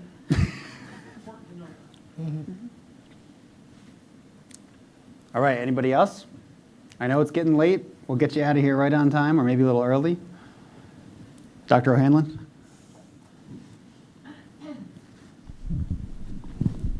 I'll also use this opportunity to thank everybody for being here and the panel for a great discussion. I wanted to ask your opinion about the famous Hegseth 8% memo from last spring, where I think he conducted a useful exercise by asking the services to look for expenses they didn't necessarily need to continue in order to free up budgetary space for new initiatives. So my question would be, is 8% sort of the right ballpark number when you do that kind of a blue sky exercise? And where, could you give an example, each of you, of where you might cut U.S. military capability that's less crucial? Good question. Yeah, Mara, you want to start with that? Oh, yeah. I don't know what the right percentage is, right? So you can, when you're doing a strategy, you can either be very focused on the budget, like here is the number we have, we're going to try to anchor to that number, or you can kind of live in a blue sky mode and that's sort of fun butterflies and unicorns. Ideally, what you want to do is be like strategy driven and budget informed so that you're relatively realistic. There are absolutely cuts to be made. And in fact, I thought DOGE was an unfortunate missed opportunity to try to get after that. The way that I would try to figure out what cuts to be made, and I'll give you a couple in a moment, is I would try to kind of build scenarios about the future types of conflicts that a president might want the military to wage. What are the capabilities? What's the capacity? What are the personnel that you would want for each of those scenarios? And then you would figure out, all right, what don't I really need? So things that I would think about cutting, people have gotten very, very expensive in a way that we did not envision dozens and dozens of years ago. So I would look at cutting, say, Army end strength. Surface ships. They're not doing so hot. When you imagine a lot of future conflicts, we probably want to rethink what we have in terms of surface ships as well. I think those two probably jump up. I guess if I had to give you another, I'd think a lot about where we are using crewed platforms and where those might translate into uncrewed platforms. Ideally, you want to try to build a force that can be very effective at a high-end level. It's got some really like exquisite precise capabilities and also has a bunch of cheap stuff, right? That you can use mass, that you can attrit and kind of lose a bunch of it, but it doesn't cost so much. So that's okay. You can kind of throw a lot of it at the problem. Sure. So once again, I mean, I think we always have to be wary of the fallacy that like, oh, just because this administration does it, it must be wrong, right? Like even a broken watch can tell time correctly twice a day. And as I said with the NPR, and as I'll say here, I agree with you. I think this is a good exercise. And the notion that a Secretary of Defense would use the budget as a tool to force the services to discipline some of their spending is actually a great idea. Now, is 8% the right number? This is where I would like the Secretary of Defense to also be telling us more about, like, what are we doing in the world? What are our objectives? And even at a higher level, as we were getting at in the previous panel, what's our grand strategy? Because if I don't know what I'm trying to do, it's kind of hard to know what is and isn't essential to that. And so I think we're kind of missing the strategic discipline guiding the budget discipline, which would then produce clearer recommendations about force structure. But I will just say, you know, if we are thinking about great power competition, and if we're thinking in particular about deterrence in the Indo-Pacific, I think we need to think a lot about which platforms are actually going to be survivable in an environment where we're facing adversary air defenses and, you know, adversary undersea forces. And to the point that Bruce made earlier, which I think is absolutely spot on, I think if you think about war in 3 dimensions, you think about the air domain, you think about the surface, and you think of, or land, and you think about undersea. If we're thinking about, a maritime conflict, for instance, with China, there's no question in my mind that America's strongest domain is the undersea domain. And the flip side of that is that I think our very expensive surface forces and manned aircraft are going to be increasingly vulnerable. This is part of what I was getting at earlier when I was saying that I think, there are conventional military balances that at a minimum are not moving in a great direction for the United States in places like East Asia. And so, what is the exact right answer? I don't know, but the ratio, I think, in terms of our naval spending, which is something that I, like Bruce, pay more attention to me, points a lot toward investing more in the undersea domain, less in manned aircraft from both the Navy and the Air Force, less in surface forces, which also gets to your defense industrial base point, because you can want submarines, but if you can't build them, that's a problem. All right, Bruce, what are you cutting? Actually, I'll just add to what Caitlin just said. So I thought it was a clever exercise, and I would go farther in just building on what you literally just said, and I'd break the shibboleth on 1/3, 1/3, 1/3 for the services. If we are going to end up fighting a high-end conflict with the Chinese or the Russians, it will be primarily in maritime space and in nuclear and space, right? These are not going to be ground campaigns. I know you wrote a fantastic book about why land war still matters, but for now, I would prioritize the ability to fight in the maritime space. And the fighting in the maritime space isn't only a Navy thing, it's a space thing, it's there's a bunch of things that are involved in it, but it is primarily going to be maritime in the kind of most essential parts of the fight. So I would break that show. I was very struck, by the way, that the Australians in their recent defense budget, they did this. They basically said, yeah, look, this is fundamentally about sea lanes of communication, this is about protecting sea-based trade, it's about maritime conflict, and so we are going to prioritize maritime capabilities to about 60% of the budget, which is a really big number, especially in sort of Australian history. And so I think we have to kind of break that kind of China as well. That's a terrible phrase in the context, but we have to break those shibboleths. Mara, you had a two-finger on that? The good news is there was this long period of time where the budget was indeed kind of divided 1/3, 1/3, 1/3, so like Navy, Air Force, and Army, and that actually has shifted over the last few years, such that the Navy gets more money than the Air Force and then the Army. I don't think it's dramatic enough, but it is meaningful, and it has happened over the last few years. Fair. Interesting, thanks. Jeff. I defer to others, non-Brookings. You're up. Jeff Feltman, former moderator. I think my question it derives from what you've all been talking about just now, about the need to look at what a future war with China or Russia would look like. What are the capabilities we need? What are the technologies we need, et cetera? But then I think back to the comments made earlier today, references back to the Quantico theater, where we talk about fat generals and beards. Mm-hmm. Do you get the sense that this administration, which the warrior ethic, the G.I. Joe look, is this administration grasping the realities that you've all described? Because I leave here more worried than I came in, that there's a disconnect between what the Secretary of War perceives his job to be and the military to be, and what we actually need for our future defense. Mm-hmm. Thanks. Yeah. Why don't we just go down the line here and have sort of closing thoughts, because we got about 2 minutes left. So I'm gonna breach the line. Yeah, get in there. Yeah. No, I think you're absolutely right, and one of my many reactions to that speech was, actually we do need fat generals and admirals. I have zero problem with that, because there's going to be types of wars that we're fighting where they're going to be fought in people's brains and at keyboards, and it's actually not relevant whether you are meeting an arbitrary standard of physical fitness. Look, I'm all for discipline and fitness and all of these things, but I think you're absolutely right that performance reflected a very specific view of what warfare is, and it's the view of a company-level officer in a long counterinsurgency war in the Middle East. And all of the concerns were the things that small unit commanders do worry about, which are things like, hygiene and fitness and discipline, and absolutely those things are important for small unit cohesion and performance. No argument.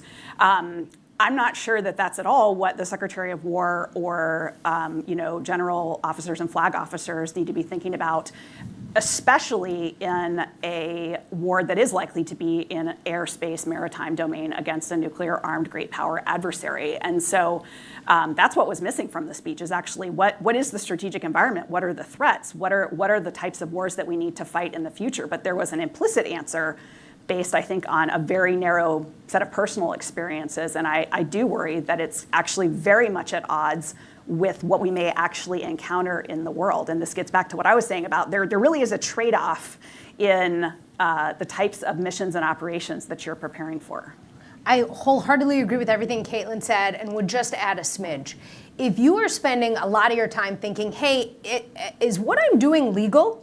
And am I really focused on what I look like? There is an opportunity cost there. And I think one of the things we've tried to outline over these last 50 minutes is those opportunity costs are real, right? The security environment is getting more complicated and more complex. The threats to the United States are growing, and so we should be more worried about this. I would also add an addendum to a question you didn't ask, Jeff, but you did in your earlier panel, where you were talking about the national security strategy. And you effectively said, I spent 30 years in the Foreign Service, and I don't know how much time I've spent focused on the national security strategy. I 100% get that. The national defense strategy is a little bit different insofar as there's a lot of money attached to it for the Department of Defense itself. And so folks invariably have to be somewhat steeped in it because it's going to affect literally how they are doing their job in a very direct way, right? What sort of material do they have? What kind of training are they going to have? So what happens here isn't going to be just like a news release that comes out and folks across, the military can kind of move on from it. It's actually going to inextricably affect how they are doing their business. Interesting points. Bruce, any closing thoughts? Yeah, the image that was in my mind during that entire episode was some guy sitting in a basement someplace in Beijing who's less fit than I am, but has a triple PhD in metallurgy, physics, and quantum dynamics, and thinking, like, why the hell does that guy care whether he can do sit-ups or not? Like, that guy's going to really mess up our stuff, right? And he's not going to be a fit guy, but he's going to be a really, really smart guy or woman, and going to mess up our stuff. So yeah, the focus of war readiness is, to my mind, about whether we are investing in and mobilizing the most relevant science and having nimble systems, which we do not have, for applying it to technology and military technology. There's a lot of stuff to do, in my view. I'm a real outsider in this stuff, but everything I've seen tells me that there's a lot of work to do in breaking down the kind of calcification of our systems for acquiring technologies and applying technology. There's a lot to do there, and none of it has to do with sit-ups. Great, thanks so much. Well, I learned a lot in this panel. Thanks so much. Please join me in a round of applause for our panelists. And big thanks for coming out. It's been a fantastic audience. You guys have been fantastic. I appreciate you guys staying to the end. And signing off from Falk.